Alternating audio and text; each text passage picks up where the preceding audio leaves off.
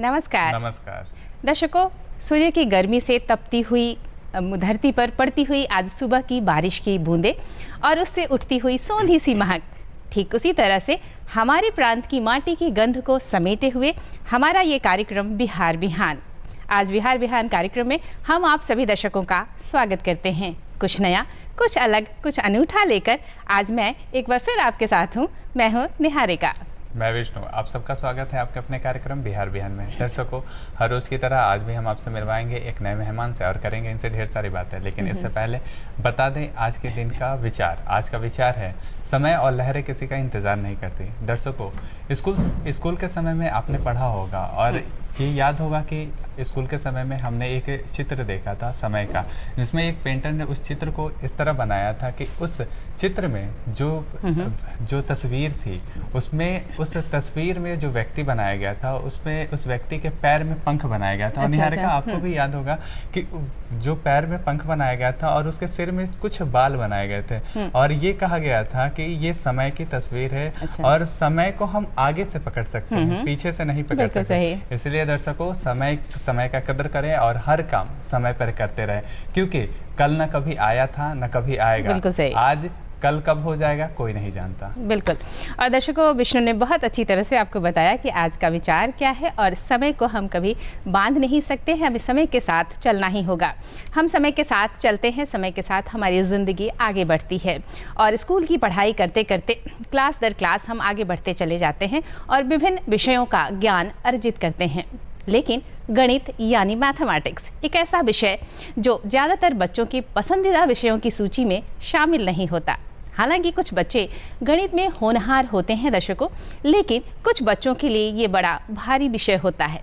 जैसे ही गणित का पीरियड आया नहीं कि उफ, ढेर सारे कैलकुलेशन, ज्योमेट्री, अलजेब्रा, जोड़ घटाव, गुणा भाग, उफ, गणित क्या बला है ना विष्णु? और निहारिका जी, जैसा कि अभी आप गणित की बात कर रही हैं, तो गणित से एक सवाल मैं आपसे पूछना चाहूंगा। 2 × 4 × 5 × 7 × 8 × 11 × 0 = what? लीजिए, विष्णु ने आज मुझे बड़ी मुसीबत में डाल दिया और ठीक यही दशा होती है जब हमारा गणित का क्लास होता है। हालांकि मैं इसका जवाब बिल्कुल जानती हूँ और इसका जवाब 0 है। विष्णु, हम आगे बढ़ेंगे दर्शकों और आपको ये ज़रूर बताएंगे कि आज के कार्यक्रम में हम आपको क्या दिखाने वाले हैं। जाहिर सी बात है, हमने गणित की बातें की हैं, लेकिन ये जो गणित है हालांकि थोड़ा भारी लगता है, लेकिन जैसे जैसे आप अपने करियर विकल्पों की तरफ आगे बढ़ते हैं तो ये गणित बड़ा ज़रूरी हो जाता है दर्शकों, और इस पर आपकी पकड़ हो ये भी ज़रूरी हो जाता है। तो हम यहाँ क्यों बैठे हैं विष्णु? ये बताने के लिए कि गणित कितना सरल है। बिल्कुल। और निहारिका जी, इसीलिए आज हमने अपने जो मेहमान हैं, हमारे जो मेहमान है वो गणितज्ञ है। आज के हमारे मेहमान जितेंद्र कुमार नारायण जी हैं। इनसे हम आपको थोड़ी ही देर में मिलवाएंगे दर्शकों। लेकिन इससे पहले बता दें कि गणित, जिस तरह से अभी निहारिका जी बता रही थी कि गणित एक सरल विषय है, लेकिन ये कई बच्चों के लिए कठिन विषय भी होता है। तो इसी विषय पर चर्चा करने के लिए आइए मिलते हैं जितेंद्र कुमार नारायण जी से। जितेंद्र कुमार नारायण जी, आपका हमारे कार्यक्रम बिहार बिहान में बहुत बहुत स्वागत है। स्वागत है आपका, नमस्कार। जितेंद्र जी, अभी गणित की बात हो रही है, तो गणित जो विषय है इसकी परिभाषा क्या है? अच्छा लगा क्वेश्चन आपका।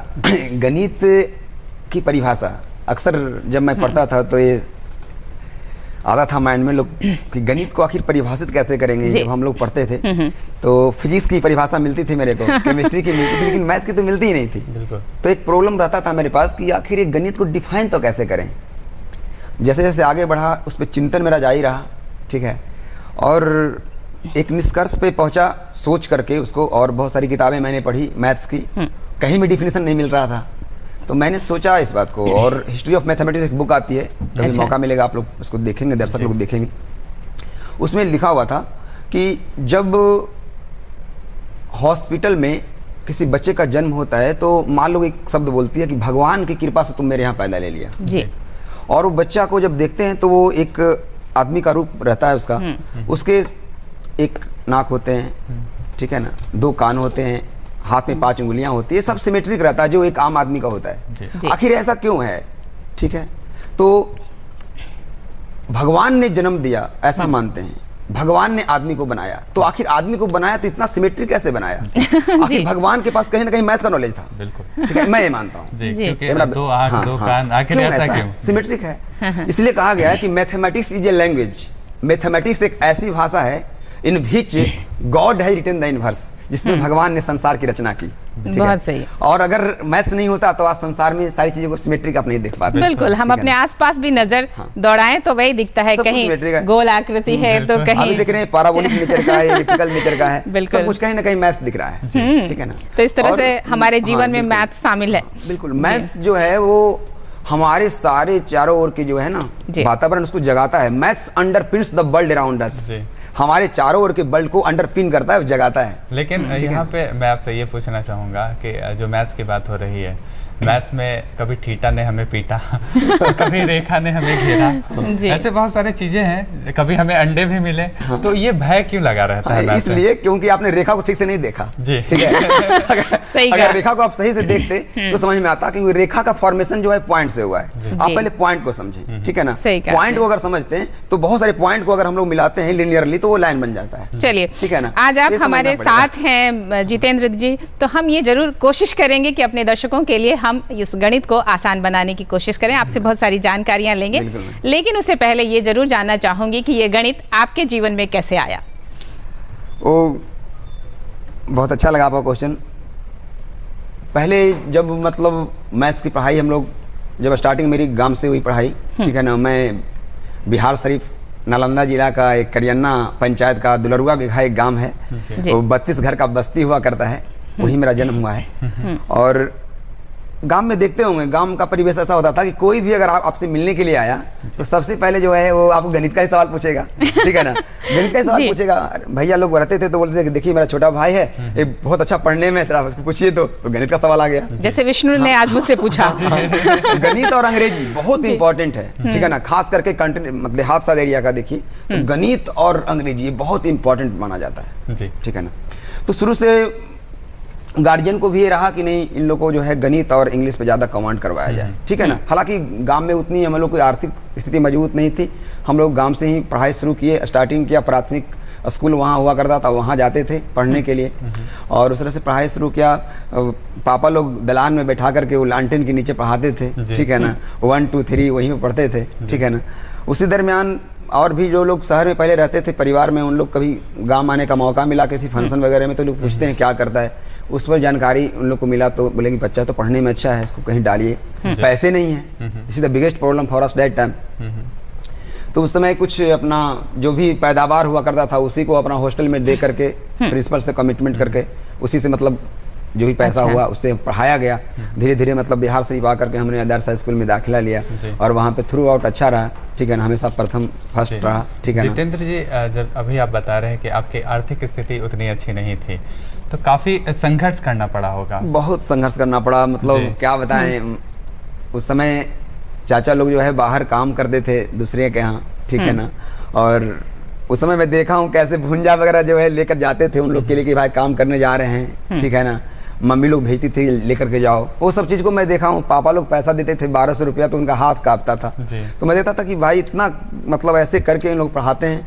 वो समझ हमको आ गई थी कि नहीं हमको पढ़ना जरूरी है, ठीक है ना, अगर नहीं पढ़ेंगे तो दिक्कतें आएगी समाज में। ऐसे सब लोग का है, जब मेरी स्थिति ऐसी तो समाज में बहुत लोग का ऐसा होगा, बिहार बहुत बड़ा है, ठीक है ना, और सबको ऐसा तो होता होगा, तो इसको दूर तो करना है ना, और दूर करने वाला कौन होगा? और एक बात, फ्यूचर ऑफ द नेशन। जी जी, एक और बात बिल्कुल सच है जितेंद्र जी कि जब हम संघर्ष करके आगे बढ़ते हैं ना तो वो हमें निखारता है। बहुत एकदम वो जो है ना बेसिक जो बुनियाद रहता है ना वो आपको एक बहुत स्ट्रॉन्ग मतलब स्टेटमेंट देगा आपको, कहीं पे आप बोलेंगे उसको एक वजन होगी, लोग उसको समझेंगे। जी जी, इस बात को समझेंगे। जो चीज आपको आसानी से मिलती है उसका महत्व और जो संघर्ष के बाद आपने हासिल किया उसका महत्व, दोनों में बहुत अंतर होता है। मैं बता रहा हूँ मैथ को इतना करीब से मैंने देखा, मतलब उस समय से ही मैथ पे एक रुझान, मतलब मैथ जो पढ़ते थे तो रात भर मैथ पढ़ते थे, ठीक है ना। म्यूजिक मेरा शौक रहा था, म्यूजिक को बजा दिया धीरे से और मैथ बनाते थे, समझ में सब आता था। ये तो न्यूमेरिकल फिगर होता है, पूरा अध्ययन करते थे उसको, ठीक है ना, स्लो म्यूजिक करके बहुत बनाते थे, रात को 2-2 बजे तक मैथ बनाते थे।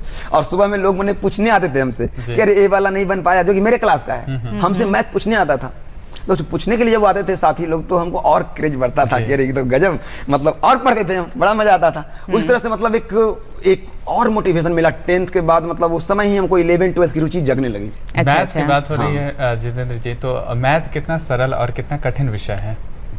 मैथ्स बिल्कुल सरल विषय है, मैथ्स हर एक व्यक्ति सीख सकता है, हर एक समय उसको सीखने का मौका है, ठीक है ना। मैथ्स सीखने को कोई उम्र ही नहीं है, मैं कहता हूँ न्यूमेरिकल अध्ययन है, ठीक है ना, न्यूमेरिकल अध्ययन है वो, ठीक है ना। जितना अच्छा मतलब इसमें है क्या अगर आप 2 क्वेश्चन बना रहे हैं, जैसे कि फर्स्ट क्वेश्चन बनाया आपने, सेकंड बनाया, थर्ड बनाया, फोर्थ बनाया, देखना यही है ना कि जो फर्स्ट बनाया उसके बाद जो सेकंड बना रहे, थर्ड बना रहे, उसमें थर्ड वाले का फर्स्ट और सेकंड से क्या सिमिलरिटी है, ठीक है ना। अगर इस तरह से देख करके आप प्रैक्टिस करते हैं ना तो आपको एक जनरलाइजेशन रिजल्ट समझ में आएगा कि नहीं भाई अगर ऐसा देख रहे हैं कि सब सारे क्वेश्चन जो है एक जनरल आइडिया पे डेवलप, यानी कि जो कॉन्सेप्ट मिल जाएगा। हम लोग क्या करते हैं ना कि प्रॉब्लम को बनाए जाते हैं, ठीक है ना, हर एक प्रॉब्लम को एक नया प्रॉब्लम समझ करके बनाइए, आपका कॉन्सेप्ट बहुत अच्छा हो जाएगा। हम लोग क्या करते हैं, अगले क्वेश्चन को क्या करते हैं ना कि अगला में वो थ्योरी लगा था इसमें ये थ्योरी लगेगा, एक फार्मूला डेवलप कर लेते हैं। फार्मूला नहीं, उसका ओरिजिन डेवलप कीजिए कि आखिर वो फार्मूला आया कैसे। क्रिएटिविटी इज इंपॉर्टेंट, ठीक है, ये बहुत जरूरी है। आप IIT की तैयारी करवाते हैं जितेंद्र जी, ये अभी आप ट्रिक की बात कर रहे थे कि मैथ्स में बहुत सारे ट्रिक होते हैं, बहुत सारे फार्मूला होते हैं, तो ये ट्रिक कितना कारगर होते हैं? ट्रिक बहुत कारगर है आज के डेट में, तो आप समझिए टाइम बहुत कम मिलते हैं, जी। क्वेश्चंस ज़्यादा रहते हैं, मिनिमम टाइम में मैक्सिमम वर्क को करना पड़ता है बच्चे लोग को, ठीक है ना। और कंपटीशन बहुत टफ है, ठीक है ना।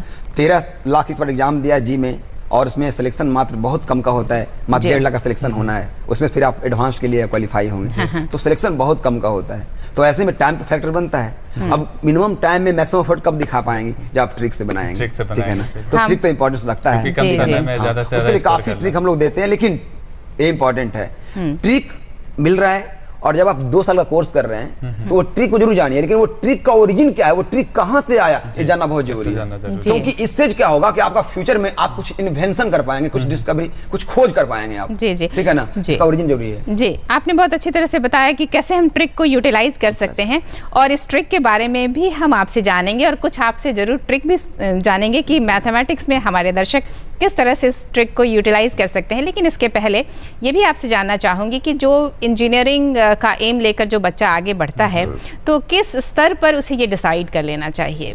हाँ, एक्चुअली पहले क्या था, आईआईटी में 4 अटेम्प्ट 5 अटेम्प्ट लोग लेते थे, ठीक है ना, आराम से आईआईटी दिया, एक बार में नहीं, दूसरी बार में, तीसरी बार में, ठीक है ना। अब क्या हो गया, आईआईटी का ट्रेंड मात्र 2 साल का आपको समय दिया, एक अपियरिंग और एक फॉलोइंग 12th 1 साल बाद, ठीक है। ये 2 साल के समय में ही आपको तैयारी करनी है। लेकिन हमारे जो परिवेश बिहार का स्पेशली, ठीक है ना, उसमें क्या कि अंग्रेजी बहुत फैक्टर रखता है, ठीक है ना, इंग्लिश बहुत बड़ा फैक्टर रखता है। बच्चे लोग आते हैं तो पहले तो उनको अंग्रेजी समझ में नहीं आती है, ठीक है ना।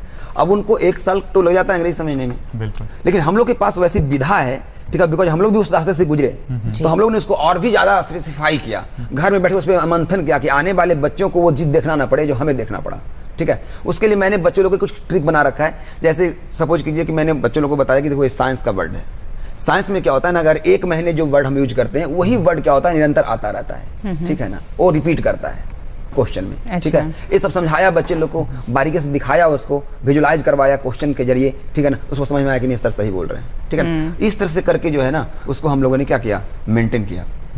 जितेंद्र जी, आप बता रहे हैं कि किस तरह से बच्चे जो है, किस तरह बच्चों को आप गाइड करते हैं, लेकिन सबसे पहली बात यहाँ पे ये उठती है कि जो बच्चे होते हैं जब ये तैयारी शुरू करते हैं, उस समय उनके मन में ये सवाल आता है कि आखिर क्या पढ़े, कितना पढ़े, क्योंकि पढ़ने के लिए तो बहुत सारी चीज़ें हैं, लेकिन कम समय में हमें ज़्यादा से ज़्यादा गेन कैसे हो। बिल्कुल बिल्कुल, अच्छा क्वेश्चन है। देखिए, पढ़ाई निश्चित तौर पे एक प्लानिंग से होना चाहिए, ठीक है ना। विदाउट प्लानिंग आप बहुत ज़्यादा पढ़ भी लेंगे तो फायदा नहीं करेगा, ठीक है ना। प्लानिंग इज इंपॉर्टेंट, ठीक है ना, planning is the main factor. करना क्या है कि हम लोग फास्ट जब 10 ईयर्स 12 ईयर का क्वेश्चन बैंक देखते हैं, जो आईआईटी में क्वेश्चंस आए हैं, तो उससे एक बात निकल कर आती है कि किस पोर्शन से ज़्यादा क्वेश्चन पूछता है, ठीक है ना। वो चीज़ को हम लोग मेकअप करेंगे। जैसे परमुटेशन कॉम्बिनेशन हो गया, अलजेब्रा में बायनोमियल थ्योरम हो गया, ठीक है ना। आप अलजेब्रा का पार्ट में देखें, इसका कैलकुलस में देखें, होल कैलकुलस को देखें, कोऑर्डिनेट ज्योमेट्री में मेन कॉनिक सेक्शन वाले पार्ट को देखें, ये सब हमेशा क्वेश्चन टच करता ही करता है, ठीक है ना। तो हम लोग को इसके लिए बहुत प्रिपेयर्ड होना पड़ेगा, और ये सब का इतना बेसिक ट्रिक है, सब जनरलाइजेशन रिजल्ट है। टेंजेंट और नॉर्मल की बात करें कोऑर्डिनेट ज्योमेट्री में, तो सब के लिए या तो पैराबोला हो या इलिप्स हो या सर्कल हो या हाइपरबोला हो, सबके लिए सेम कॉन्सेप्ट है, ठीक है ना। उसको बच्चों को बस बताने की आवश्यकता है, ठीक है ना, कि कैसे वो कवर किया जाए, जी, ठीक है ना। सभी में अगर हम लोग कर्व को डिफरेंशिएट करते हैं, वो हमेशा स्लोप देता है, ठीक है ना। उसमें अगर पॉइंट दिया हुआ तो स्लोप पॉइंट फॉर्म से हम लोग टेंजेंट को निकाल लेते हैं, ठीक है ना। अगर निकालना हो पॉइंट ऑफ कांटेक्ट, तो उसके लिए भी x1 y1 मान करके, ठीक है ना, पहले टेंजेंट को मान लेते हैं, उसके बाद y = mx + c से उसको कंपेयर करके, उस तरह से हम लोग बहुत इजी वे में बताते हैं बच्चा लोग को, और वो क्वेश्चन पूछता ही पूछता है, जी। फिर आप देखिए, एक सर्कल को ले लेगा, एक पैराबोला को ले लेगा। होता क्या है, आईआईटी और +2 में ये बेसिक डिफरेंस है। +2 क्या करता है कि क्वेश्चंस को जो है, अगर 11th क्वेश्चन तो 11th का ही डालेगा, ठीक है ना, जिस टॉपिक का उसी को डालेगा। लेकिन आईटी क्या करता है ना, जो 2-3 टॉपिक को क्या करेगा, एक साथ मिक्स कर देगा। तो मिक्स्ड अप क्वेश्चंस को जितना ज्यादा आप बनाएंगे, उतना ज्यादा आपको फायदा होगा आईआईटी में। यानी कि कह सकते हैं कि अलजेब्रा में ज्योमेट्री का भी मिक्सअप हो जाता है, ज्योमेट्री में अलजेब्रा का भी। बिल्कुल, तो ये जरूरी है कि हर पार्ट पर हमारी पकड़ हो, और हमारी कमांड हर जगह हो। मैं इसको बहुत अच्छा मानता हूं मैम, बिकॉज आप जिस चीज को कंप्लीट करने जा रहे हैं, उसके बाद आप आईटीएन बनेंगे और देश की सेवा आप करेंगे, तो आपको तो कुछ पकना ही पड़ेगा। सोना हो या हीरा हो या लोहा हो, सबको पकना पड़ता है, तब जाकर वो एक रूप लेता है, एक आकार लेता है। बिल्कुल सही कहा आपने। आप बिहार के छात्रों की बात कर रहे थे, बिहार के विद्यार्थियों की बात हो रही थी, तो जिन विद्यार्थियों का बेस उतना स्ट्रांग नहीं है, उनके लिए क्या विकल्प है इस क्षेत्र में, कैसे वो अपने बेस को स्ट्रांग करें? हाँ, एक बात और पीछे छूट गई थी हम लोग का, हम आएंगे कि 10th जो तैयारी जो करते हैं किस स्तर से करना जी, चाहिए, जी। एक सवाल था वो जी। अभी याद आ रही। देखिए, तो 2 अटेम्प्ट जो मिलता है आईआईटी का, तो इसलिए बच्चों को चाहिए क्या कि हम पहले से अवेयर रहें और 9-10 से ही अगर हम लोग कवर करें, ठीक है ना, सिलेबस को, तो 9-10 से कवर करने के बाद 2 साल एक्स्ट्रा हमको मिल जाता है। 9-10 में हम प्रयास करें कि 11-12 के, ठीक है ना, अच्छा। मैथ फिजिक्स केमिस्ट्री को कवर कर लें। वजह मैं बता रहा हूँ, ये होना भी बहुत आसान है, ठीक है ना।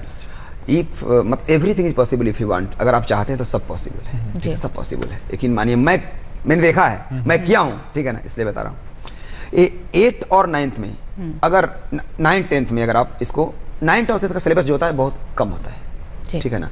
अगर आप 2 घंटे 3 घंटे का प्रॉपर निकालते हैं 11-12 के लिए समय, ठीक है ना, पर डे अगर निकालते हैं, 2 घंटे का ही निकालिए पर डे, लेकिन वो उसका मैं 100% दीजिए कि नहीं, मैं इसमें 2 घंटे में मैं मैथ पढ़ूंगा, अगले 2 घंटे में फिजिक्स पढ़ूंगा, अगले दिन केमिस्ट्री पढ़ूंगा। एक काम आप 2 साल तक कीजिए, 9th और 10th, आप यकीन मानिए पूरा 11-12 का सिलेबस आप खत्म कर लेंगे ना। यहाँ पे बहुत अच्छी बात बताई इन्होंने कि अगर हम उसी समय कोशिश करना शुरू कर दें जब हम 9th 10th में पढ़ रहे हैं, और तब हम अपना बेस मजबूत कर लें, तो हमारे पास एक समय रहता है कि जब हम अच्छी तरह से प्रिपेयर्ड होकर के एग्जाम में बैठ सकें। और निहारिका जी, अक्सर देखा जाता है, जैसे कि जितेंद्र जी बता रहे हैं कि 9th-10th में ही अपनी प्रिपरेशन शुरू कर दी जाए, लेकिन अब बहुत सारे स्कूल हैं, अगर हम सीबीएसई की बात करें या बिहार बोर्ड की बात करें, किसी भी बोर्ड की बात करें, बहुत सारे ऐसे स्कूल है जहाँ पे प्रोजेक्ट वर्क मिलते हैं, वर्क प्रेशर काफी ज्यादा होता है, स्टडी का जो प्रेशर होता है काफी ज्यादा, ये भी एक मजबूरी होती है बच्चों के साथ जितेंद्र जी, कि उस वक्त जो 9th 10th का जो उनका सिलेबस होता है उसको उनको कवर करना होता है, और उसके साथ 11-12 की आप बात कर रहे हैं, तो ये कैसे पॉसिबल हो पाएगा?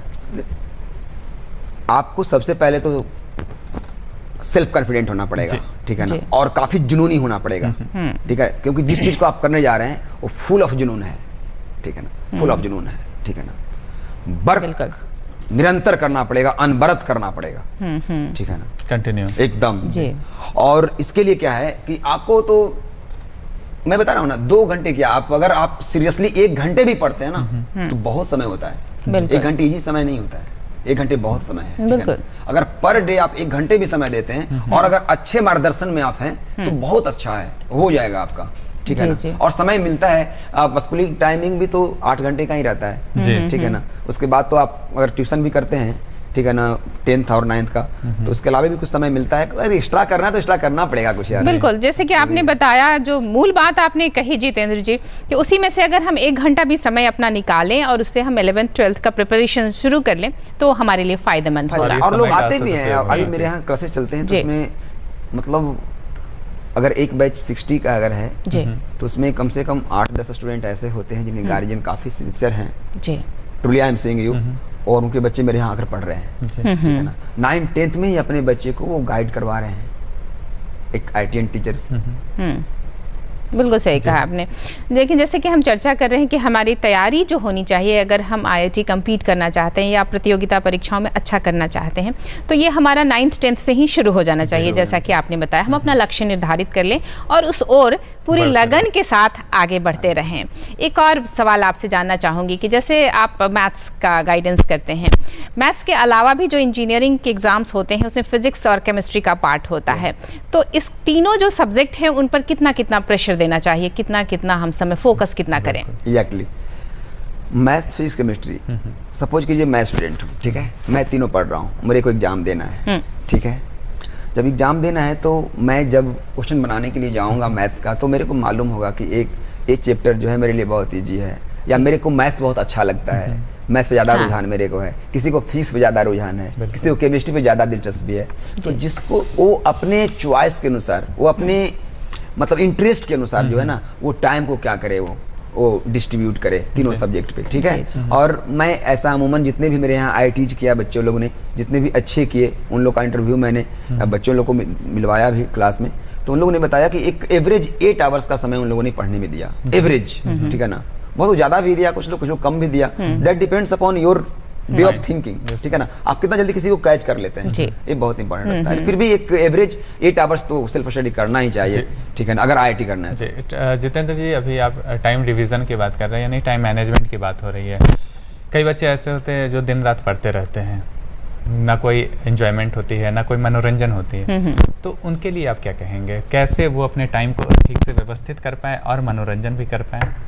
नहीं, घूमना फिरना तो जरूरी है। अगर मॉर्निंग में थोड़ा सा अगर मॉर्निंग वॉक करते जी। हैं, ठीक है ना, कुछ प्राणायाम वगैरह कर लेते हैं योग लोग, वगैरह। तो उनका थोड़ा सा योगा वगैरह कर लेते हैं, थोड़ा सा उनका माइंड हल्का होगा, ठीक है ना, और उससे उनको पढ़ने की और थोड़ा सा कॉन्सेंट्रेट करते हैं, पूजा पाठ टाइप का कुछ अगर आधा घंटा कर लेते हो जी। तो काफ़ी कॉन्सेंट्रेट होता है, ठीक है ना। देखिए पूजा पाठ करना जो है ना वो भी कहीं ना कहीं साइंस को रिलेट करता है, ठीक है ना, सोचने की आवश्यकता है, ठीक है ना।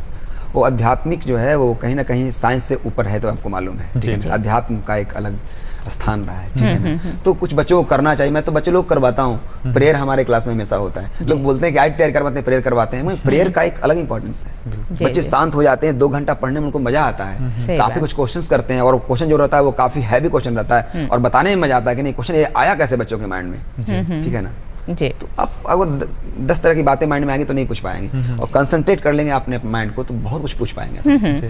और पढ़ाई में बहुत जरूरी है कि हम विषय पर कंसंट्रेट करें, बिल्कुल, हमारा बिल्कुल। ध्यान वहीं केंद्रित हो, बिल्कुल, बिल्कुल, तभी न्याय हम करिए। सही तरह से उसके बेसिक्स को भी समझ पाएंगे, और जब बेसिक्स को समझेंगे तो नेचुरली हमारे लिए गणित बड़ा आसान हो हो जाएगा। जाएगा। जब गणित की बात आती है जितेंद्र जी, तो फॉर्मूला याद आता है तो इस फॉर्मूला को हम कैसे याद रखें, क्या कहेंगे? फॉर्मूला को याद करने का सबसे बड़ा टैक्टिस मैं बताया आप लोगों को कि practice is the biggest tactics for success. Practice is the biggest tactics for success, ठीक है ना। अगर हम प्रैक्टिस करते हैं तो प्रैक्टिस करते करते करते सारा फॉर्मूला क्या होगा ना आपको याद हो जाएगा, ठीक अच्छा, है ना। अच्छा। और science is only for realize, not for memorize. Yes, science को आप रियलाइज कीजिए, मेमोराइज मत Memorize कीजिए। नहीं द जी। More you remember the more you forget, if you understand remember forever, ठीक है जी, जी। ना। जितना आप याद करते हैं उतना आप हाँ। भूलते हैं, अगर एक बार आप समझ जाते हैं तो कभी भूलते नहीं है उसको। जी। तो किसी को समझ करके उसको जनरलाइज करने का प्रयास कीजिए। इसीलिए तो कहा बिल्कुल। भी जाता है कि प्रैक्टिस मेक्स मैन परफेक्ट। हाँ, ये तो होता है, practice makes a man perfect, और मैं बोलता हूँ कि प्रैक्टिस गिव्स परफेक्शन, वो जी। निखार देता है। बिल्कुल, बिल्कुल। अगर आप प्रैक्टिस करते हो तो आपको निखार आता है। जितेंद्र जी, यहाँ बात हो रही थी थोड़ी देर पहले कोचिंग संस्था को लेके। जी। कोचिंग संस्था का क्या रोल होता है बच्चे को एक स्वरूप देने में? उनकी जो उनके थॉट होते हैं, जो उनका कॉन्सेप्ट होते हैं, उनको किस तरह से निखारते हैं ये कोचिंग? बहुत आज के डेट में तो कोचिंग इंस्टीट्यूट को ज्वाइन करना बहुत जरूरी जी। हो गया। मैं मानता हूँ कि मतलब बहुत सारे हमारे सरकारी स्कूल्स भी हैं, लेकिन पढ़ाई का सच है, पढ़ाई बच्चे लोग उतना वहाँ कर नहीं पाते हैं, वहाँ पे अच्छे टीचर मौजूद नहीं है। बिकॉज मैं इसलिए बोल रहा हूँ क्योंकि मेरे पास वो बच्चे पढ़ने आते हैं, तो मैं उनको जज करता हूँ, ठीक है ना।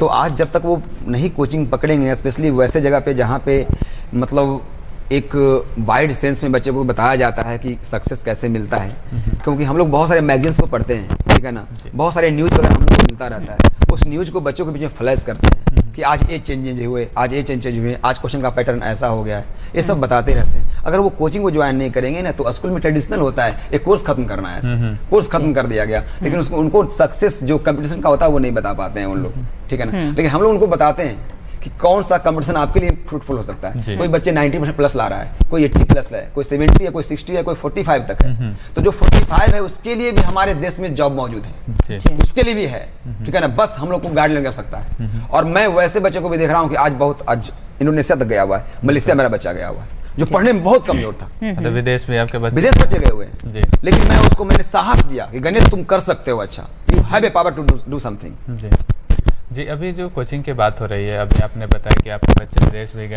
लेकिन ये कोचिंग संस्था का जो चुनाव होता है, आखिर इनकी चुनाव हम कैसे कर सकते हैं? जो विद्यार्थी चाहते हैं कि किसी कोचिंग संस्था में जाए, क्योंकि आज का जो युग है वो बाजारू युग है, आप सभी जानते हैं कि बाजारूपन हर जगह हावी है। तो किस तरह से कोचिंग संस्था का चुनाव किया जा सकता है? बिल्कुल, देखिए कोचिंग संस्था का चुनाव करना भी उतना टफ नहीं है, अगर मेरे अनुसार माने तो थोड़ा सा मेहनत करना पड़ेगा इसके लिए भी।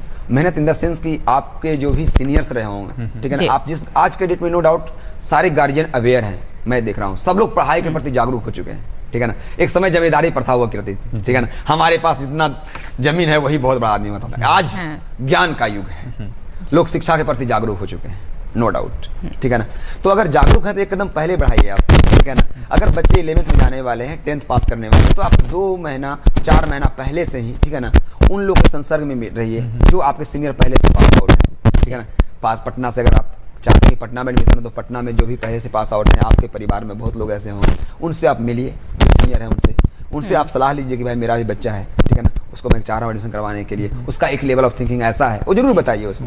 अब आप देखते हैं बगल वाले पड़ोस को देखते हैं, अरे वो फलना जगह एडमिशन करवाया है तो हम भी वहीं पे करवा दें। अरे भाई अपने बच्चे को देखे कि वो कहाँ से सोचता है, ठीक है ना, और उस स्तर से उसको पकड़वाइए, ठीक है ना। तो एक गाइडलाइन उनको सीनियर के थ्रू मिल सकता है, ठीक है ना, वो आप जी। मदद कर। जैसा कि जितेंद्र जी आपने हमें बताया कोचिंग संस्थाओं के बारे में, ये भी जानना चाहूंगी कि स्व अध्ययन को कितना महत्व देंगे आप? बिल्कुल, सेल्फ स्टडी बहुत जरूरी है। Self study is better study जी।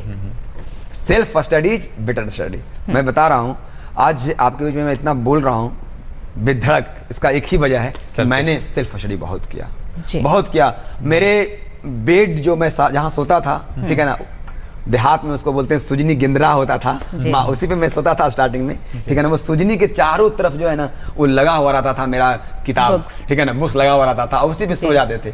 किताब बहुत पढ़ते थे और एक कॉपी साथ में रहता था, कॉपी और पेन मेरे साथ में रहता था। पापा बोलते थे कि अगर तुम साइंस को पढ़ रहे हो, ठीक है ना, अगर तुम मैथ्स को पढ़ रहे हो और कॉपी तुम्हारे पास नहीं तो तुम्हें बेवकूफ बना रहे हो। बिल्कुल, ठीक है ना।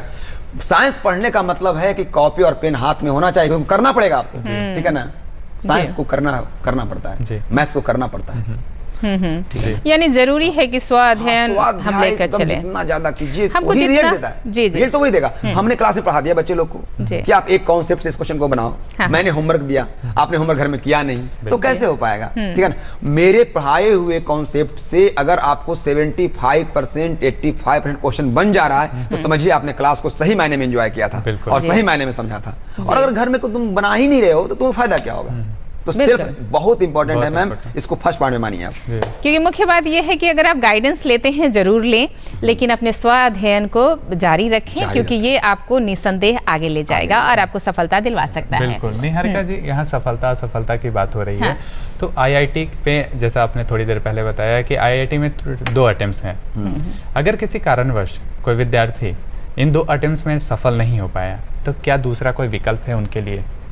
हाँ, विकल्प बहुत सारा है। जैसे कि ऐसा भी नहीं है कि मतलब आईआईटी अगर हमारा नहीं हुआ तो हम आईआईटी खड़गपुर नहीं जा पाएंगे, आईआईटी कानपुर नहीं जा पाएंगे, जा पाएंगे। हमारे पास आगे गेट का एग्जाम होता है, ठीक है ना, वो सबको देंगे आगे, ठीक है ना। वो सब आप बीएससी करने के बाद भी दे सकते हैं। तो आदमी आईएससी करने के बाद भी जा सकता है, बीएससी करने के बाद भी जा सकता है, ठीक है ना, और एमएससी करने के बाद भी जा सकता है, यानी कि अगर कहें हमारे बिहार बिहान के माध्यम से कहें कि हमारे दर्शकों को, जो विद्यार्थी आज हमारा बिहार बिहान कार्यक्रम देख रहे हैं, तो उनके लिए ये अच्छा मौका है कि वो जान सकते हैं कि अगर किसी कारणवश वो आईआईटी में सफल नहीं हो पाए तो आगे का जो रास्ता है उनके लिए खुला है, एकदम खुला है। मैथ्स अच्छा है और मैथ्स फिजिक्स केमिस्ट्री अच्छा है तो मतलब आप आईआईटी में जा सकते हैं दोबारा।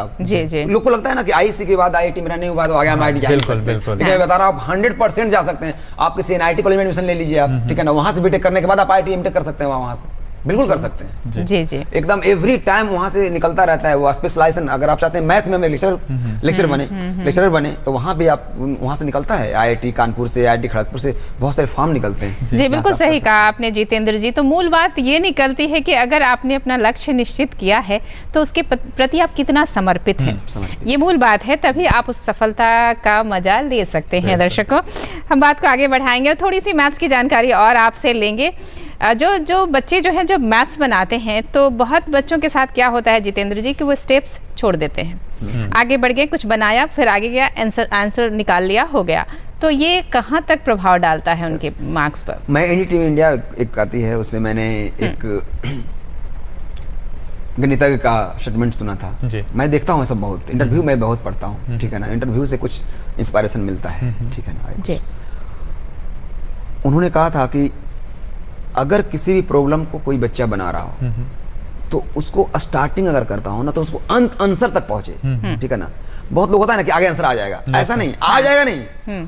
आप स्टार्टिंग कर रहे हो तो जब तक टिल आंसर, जब तक आंसर नहीं आता हो ना, आप एकदम उसको बनाते रहो, आंसर तक पहुंचो। इससे क्या होगा ना, तुम्हें एक एम्बिशन पाने की क्षमता डेवलप हो जाएगी कि नहीं, मैंने इसको पा लिया, eureka, I have got it, ठीक है, ये डेवलप हो जाएगा। यानी बहुत जरूरी है कि हम सारे स्टेप्स को फॉलो करें और उसको बनाएं, तभी आगे बढ़े और अपने आंसर तक पहुंचे।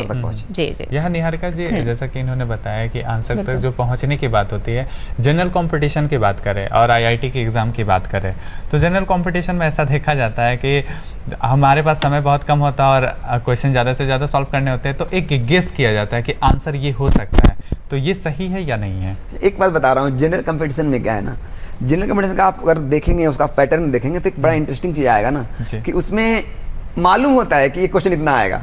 एक बहुत फायदा है जनरल वाले तरीके अच्छा तैयारी करने वाले लोग, उनको मालूम होता है कि ये क्वेश्चन हमेशा पूछता है। हर एक मैंने अगर ऐसे तैयारी करें एसएससी का या रेलवे जी। का, उसे मालूम है कि इतना मैथ्स पूछता है, जी ठीक है ना, यही वाला पूछेगा, इतना पूछता है। अब उसी पे कमांड कर लीजिए आप, ठीक है ना। आप सुनते हो कि मेरा मेंस में हो गया, पीटी में हो गया, PT में हो ऐसा गया। हमेशा हो जाता है, जी, जी। ठीक है ना, आगे चढ़ जाते हैं। तो उनको मालूम है पैटर्न वो कि इतना पूछता है, ठीक है जी, जी। ना। लेकिन आईआईटी में क्या होता है ना, ये चीज आपको मालूम नहीं रहता है, वो काफी टेक्निकली चेंज करता है। अच्छा बहुत छोटी छोटी बात को जो है ना वो पकड़ेगा, बड़ा बात नहीं, छोटी बात को। लोग बोलते हैं ना कि एनसीईआरटी जो है ना वो गागर में सागर है, ठीक है ना। एनसीईआरटी गागर में सागर है, दिखने में पतली लगती है, जी। लेकिन उसको अगर आप सही समझेंगे ना तो बहुत बड़ा किताब को लिख देगा। वो एनसीईआरटी है। लोग एनसीईआरटी में जो क्वेश्चंस मिसलेनियस का दिया हुआ है, वो सारे बुक्स को जो भी आप टेक्स्ट बुक वगैरह निकाले हुए हैं मार्केट में, वो सबको फेल कर सकता है। तो एनसीईआरटी की जो NCERT one of the best books. जी, इन एनसीईआरटी की जो विषयों बात पर हो हम रही कर है, सकते निहारिका, हैं। हाँ, निहारिका जी, एनसीईआरटी की जो बात हो रही थी, एनसीईआरटी की जो ये बुक्स है, किस क्लास से लेके किस क्लास तक का पढ़ना अच्छा होगा? अगर मैथमेटिक्स की हम बात करें, मैथमेटिक्स में किस क्लास से, मतलब स्टार्टिंग 9 से शुरू कीजिए, 9 से शुरू करें, 10th 11th 12th 11th की जो और बुक है इसके काफी अलावा useful और भी होगा। बुक्स, टेक्स्ट बुक भी परखना चाहिए। टेक्स्ट बुक में क्या होता है ना, जैसे कि एनसीईआरटी क्या करता है, एनसीईआरटी सपोज कीजिए मैंने बताया कि पैराबोला का क्या है, तो पैराबोला का वो बेसिक्स दे देगा, उसका बेसिक के बाद खुद से सोचवाएगा वो कि नहीं, आप खुद सोचिए कि उससे क्या कितना बड़ा बिल्डिंग बना सकते हैं। जी। अच्छा अच्छा लेकिन टेक्स्ट बुक क्या करता है ना, कहता है कि नहीं, जो बिल्डिंग बनेगा ना उसके बारे में वो क्या करता है, जी। डाल बता देता है। तो देता है। बच्चे लोगों को सुविधा हो जाती है ना कि वो बिल्डिंग किसी को बनाने नहीं आ रहा है, तो वो वहां से लेकर कहीं बाद में बिल्डिंग बना सकता है। जी, निहारिका हाँ। जी, कई एक बार चीज वो ऐसा देता है। होता है, आप भी देखी होंगी और आप भी स्टूडेंट लाइफ में रही थी तो आप भी की होंगी और मैं भी किया हूँ बिल्कुल। कि हम लोग एनसीईआरटी तो बनाते हैं, एक बुक तो बनाते हैं, लेकिन एक बुक के साथ कई बुक खरीद लेते हैं और हम लोग सभी बुक को बनाने की कोशिश करते हैं और इसमें वो उलझ जाते असफल रह हैं। जाते हैं। उलझ जाते हैं। जी, उलझ जाते हैं। एक चीज मैं बताना जी। चाहूंगा कि एक बार में 4 बुक बनाने से अच्छा है जी जी आप एक बुक को 4 बार बनाइए। एक बुक को जब 4 बार बना लेंगे ना, तो सारा कॉन्सेप्ट जो है ना एक पॉइंट की तरह आपके पास आ जाएगा, समझे ना। लोग लगता है ना कोर्स इज सो वोलोमिनस, कोर्स वोलोमिनस नहीं है, आप उस पे सोचे बहुत कम है। अगर डीपली सोचते उस पे और उसको जनरलाइज करते तो पता लगता कि ये तो पॉइंट मात्र था। जी आज हम लोग पढ़ाते हैं, ठीक है ना, तो कुछ जाते हैं, पूरा महाभारत बोल दूंगा मैं। वजह क्या हुआ, क्योंकि मैं घर में बैठ करके चिंतन किया कि आखिर एक क्या सिस्टमेटिक वे उसका है, ठीक है ना। वो सिस्टमेटिक वे को तो समझना पड़ेगा, जी है ना, समझना पड़ेगा। जी, आजकल देखा जा रहा है जितेंद्र जी कि मार्केट में एडवांस मैथ का काफ़ी हवा उड़ा हुआ है। एडवांस मैथ जहाँ सुनिए एडवांस मैथ 2 महीने में कंप्लीट हो जाए, एडवांस मैथ 1 महीने में कंप्लीट हो जाए, एडवांस मैथ 15 दिन में ये एडवांस मैथ है क्या? वो जनरल वालों को लगता है ऐसा है जी। एडवांस मैथ, वो जी। जो पहले अच्छा। चला करता था 10th में एडवांस मैथ, 9th 10th में था एडवांस मैथ, अब नहीं है वो। जी तो जी एडवांस मैथ काफी उसमें ट्रियोमेट्री वगैरह दिया हुआ है, ठीक है ना, और उसमें हेड एंड डिस्टेंस वगैरह दिया हुआ है जो एसएससी वगैरह में पूछता है, तो जी। इसलिए वो एडवांस मैथ का काफी important ज्यादा है। है। हाँ, जी, जी। और से ज्यादा क्वेश्चन पूछता है। तो काफ़ी ये कठिन होता है या ये भी सरल है? एक उचित रीति से अगर पढ़ा जाए तो कोई भी चीज कठिन नहीं है। प्रॉब्लम क्या है ना कि हम ए बताते हैं फिर डी बता देते हैं। प्रॉब्लम है कि बी और सी तो बताना पड़ेगा, जी, ठीक है ना। थोड़ा समय लगेगा, आप जी। इस बात को समझने का प्रयास कीजिए। किसी भी चीज का स्टार्टिंग जो होता है ना थोड़ा धीरे होता है, ठीक है, लेकिन जब हम लय में आ जाते हैं बिल्कुल। तो जो है ना समय जो पीछे मैंने ज्यादा लगाया वो आगे कंज्यूम हो जाता है, आगे समय कम लगता है और फिर अल्टीमेटली जो है ना हम लोग एग्जॉस्ट हो जाते हैं, पूरा काम हो जाता है। जी जी, ठीक है। आपने बिल्कुल सही कहा। आपके अपने तरीके के बारे में जानना चाहूंगी। आप जब बच्चों को सिखाते हैं, मैथ्स को पढ़ाते हैं, तो आपका क्या तरीका होता है जिससे उनके लिए मैथ्स सरल हो जाता है? बिल्कुल, सबसे पहले मैं किसी भी टॉपिक को पढ़ाता हूँ तो बच्चे को विजन देता हूँ, ठीक है। जी clear reason strong vision, clear reason Strong strong vision, vision। ये मेरा मंत्र है, ठीक है। जी जब तक हम एक रीजन उसे डेवलप नहीं करेंगे और विजन नहीं देंगे वो आगे नहीं पढ़ पाएगा, ठीक है। मैं सपोज कीजिए मैं उनको बता रहा हूँ बाइनोमियल थ्योरम, जी तो बाइनोमियल थ्योरम का क्या यूज है, ठीक है, इसको तुम क्यों पढ़ते हो, ठीक है ना। अगर इसको नहीं पढ़ोगे तो तुमको फीस में भी प्रॉब्लम होगा, ठीक है ना। उसको इतना कुछ बता देते हैं कि उसको लगता है कि नहीं एक इंपॉर्टेंट वैल्यू हो गया, जी ठीक है ना। उसको एक विजन दे दिया कि आखिर ये जानने से तुम्हें कितना बड़ा फायदा होने वाला है। जी आखिर हम इसको क्यों पढ़ते हैं, सही बात। हिस्ट्री ऑफ बाइनोमियल थ्योरम, हाँ ठीक है ना। सर आइजक न्यूटन ने इसको क्यों दिया, जी इस बायनोमियल थ्योरम को क्यों डेवलप किया सर न्यूटन ने, जी जी ठीक है ना, ऐसा क्या यूज हुआ फिजिक्स में जो इनको डेवलप करना पड़ा, ठीक है ना, ये कैसे आया, डाल्टन ने कैसे अपने आप को फेल कर लिया तो ये आ गया जी। ये सारी चीजों को पहले डिस्क्रिप्शन देते हैं, बच्चे लोग को लगता है कि अरे बड़ा अच्छा चीज है, रुझान डेवलप होता है उसको, एक्साइटमेंट आता है, फिर पढ़ाते हैं बड़ा मजा आता है उन लोगों को पढ़ने में, लगता ही नहीं कि हम पढ़ रहे हैं, पूरा क्लास उन लोग एंजॉय करता है, ठीक है ना। पढ़ाई मैथ से रीति से पढ़ाएगा तो कुछ नहीं है, और सारे लोग मैथ सीख सकते हैं, ठीक है ना। आप यकीन नहीं मानिए हमारे गांव का हर एक बच्चा पढ़ने लगा है हमारे गांव का हर एक बच्चा पढ़ने लगा है, और हर एक लोग बाहर निकल गया है कि नहीं पढ़ाएंगे पढ़ाएंगे, ऐसे सब पढ़ेंगे, सब बच्चे को पढ़ा रहे हैं, लोग गरीब बोले पढ़ाएंगे बच्चे को पढ़ाएंगे। एक आदमी को आगे निकल जाने से समाज कितना आगे बढ़ता है इसको आप कल्पना नहीं कर सकते। और शिक्षा तो बहुत ही अहम चीज है, और शिक्षा के बिना तो हम आगे भविष्य की सोच भी नहीं सकते हैं आज की स्थिति में। तो जितेंद्र जी, और जितेंद्र जी अभी बात कर रहे थे आपसे कि आप अपने विद्यार्थियों को कैसे मार्गदर्शन देते हैं। अभी जैसे कि निहारिका जी बोले शिक्षा बहुत ही ज़रूरी है। हमारे जो बिहार की बात करें, बिहार के जो विद्यार्थी हैं, कई विद्यार्थी हिंदी माध्यम के होते हैं, आप भी हिंदी माध्यम से रहे हैं, बहुत सारी कठिनाइयाँ आती हैं, तो उनको किन किन तरह की कठिनाइयाँ आ सकती हैं या आती हैं? हिंदी एक्चुअली है क्या ना कि अभी जो हम लोग क्वेश्चन देखते हैं आईआईटी का, तो उसमें हिंदी और इंग्लिश दोनों मीडियम कराते हैं। अच्छा। तो जो लोग हिंदी मीडियम के हैं उनको भी दिक्कत नहीं है, वो हिंदी में ही समझ चाहे तो कर सकते हैं। लेकिन मैं जो देखा हूँ मतलब 80% से ऊपर जो भी तैयारी करते हैं आईआईटी का, वो इंग्लिश को ही रेफर करते हैं, अंग्रेजी को ही रेफर करते हैं। वजह क्या है ना, अंग्रेजी को समझना स्टार्टिंग में थोड़ा सा कठिन है, क्योंकि उनको एक साइकोलॉजी भी जो है ना, मनोवैज्ञानिक दबाव रहता है कि भाई शुरू से मैंने हिंदी में पढ़ाई किया, अचानक अंग्रेजी आ गया, ठीक है ना, उस तरह का माहौल रहता है गांव वगैरह में, अचानक उनको अंग्रेजी मिल जाता है। लेकिन जहाँ तक मेरा मानना है कि कुछ स्टार्टिंग अगर एक 2-3 मंथ को देखा जाए तो उनका अंग्रेजी में दिक्कतें आएगी, उसके बाद उनको हिंदी का जो वर्ड होता है ना वो काफी पेचीदा होता है, बिल्कुल समझना ज्यादा मुश्किल हो जाता है, मुश्किल समझना है। लेकिन जो अंग्रेजी का जो वर्ड होता है ना बहुत इजी में आप समझ जाएंगे, स्टार्टिंग का 2-3 महीने अगर मेहनत कर दें तो, ठीक है, तो ज्यादा अंग्रेजी और अंग्रेजी समझना आसान है, ठीक है ना। आपके मतलब अगर चाहे, अगर वो कोशिश करें तो इस सोच से कर सकते हैं। मैं बच्चों लोग को आपके माध्यम से बताना चाहूंगा कि अंग्रेजी और हिंदी देने से एक फायदा और है, कभी कभी आप अंग्रेजी में नहीं समझ पाएंगे तो हिंदी में देख लीजिए, ठीक है ना, बिल्कुल सही कहा आपने। और हिंदी में समझा तो अंग्रेजी में देख लीजिए, इतना फायदा है बच्चा लोग को, कुछ कहने का नहीं, बहुत सुविधा हो गई, हम लोग समय ऐसा नहीं था। जी, आप जो अपना सिखाते हैं बच्चों को तो उसमें टेस्ट को कितना महत्व देते हैं, असाइनमेंट्स देते हैं, किस तरह से उनकी परीक्षा भी जरूरी होती है, कैसे करते हैं? निहारिका जी कहा भी जाता है ना कि अग्नि में तपकर जिस तरह सोना कुंदन बनता है, उसी तरह परीक्षा पास करके ही कोई विद्यार्थी सफल होता है। हमने एक स्टेटमेंट दिया अपने बच्चों को कि टेस्ट एक आईना है, जी, टेस्ट एक आईना है जिसमें हम अपने ज्ञान में हो रहे निखार को देखते हैं। बिल्कुल ठीक है, स्टेटमेंट मेरे क्लास में चलता है कि टेस्ट एक आईना है जिसमें हम अपने ज्ञान में हो रहे निखार को देखते हैं। जी, हमने क्या अब तक सीखा, वो दिखाता है हमें।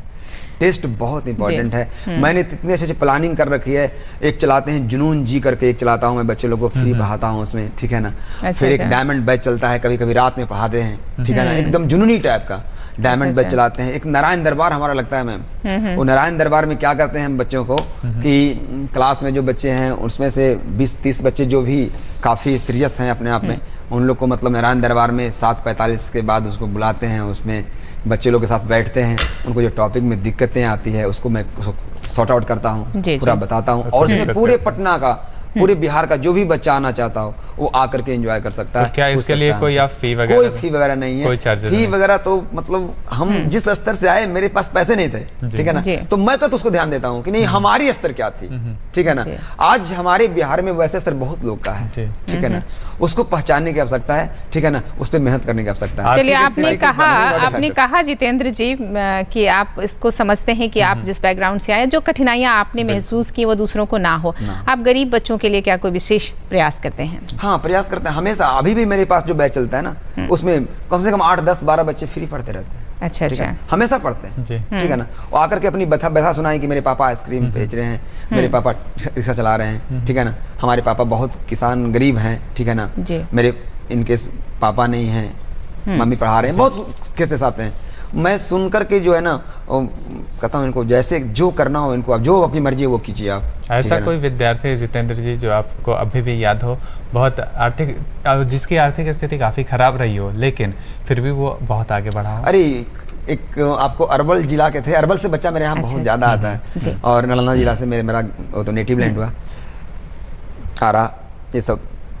अरवल से जो बच्चे थे समीम अख्तर, अच्छा। ठीक है ना, उन्होंने क्या, उनके पापा जो एक लकड़ी का काम करते थे, हम्म, और उन्होंने फारसी पढ़ा रखा था। अच्छा अच्छा। समीम अख्तर जी। फारसी पढ़ा था 10th क्लास तक, और उनके पापा को इच्छा हुई कि भाई इनको हम पटना में पढ़ाएं।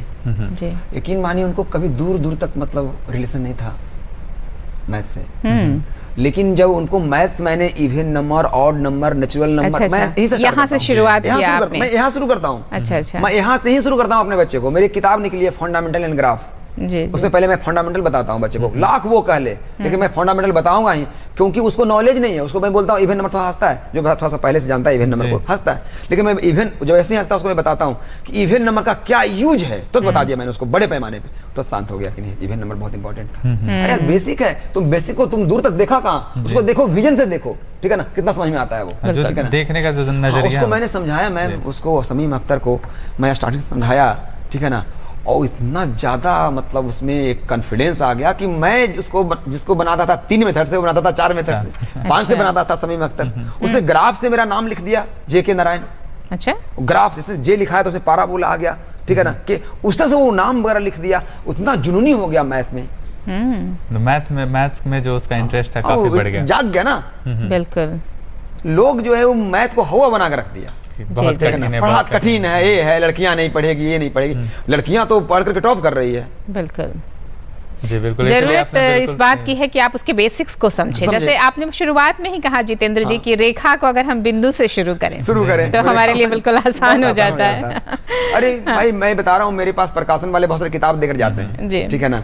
मैं देखता हूँ कि बच्चियां लोग जो है वो मेरे यहाँ प्रॉब्लम देते हैं बोर्ड पे, जो बना दिया उसको किताब दे देंगे, ऑफर चलता रहता है। अच्छा। और बुक वगैरह इतना ज्यादा फ्री ऑफ कॉस्ट मैं उन लोगों को देता हूँ। अब प्रॉब्लम भाई बना के दिखा देती है उन लोग।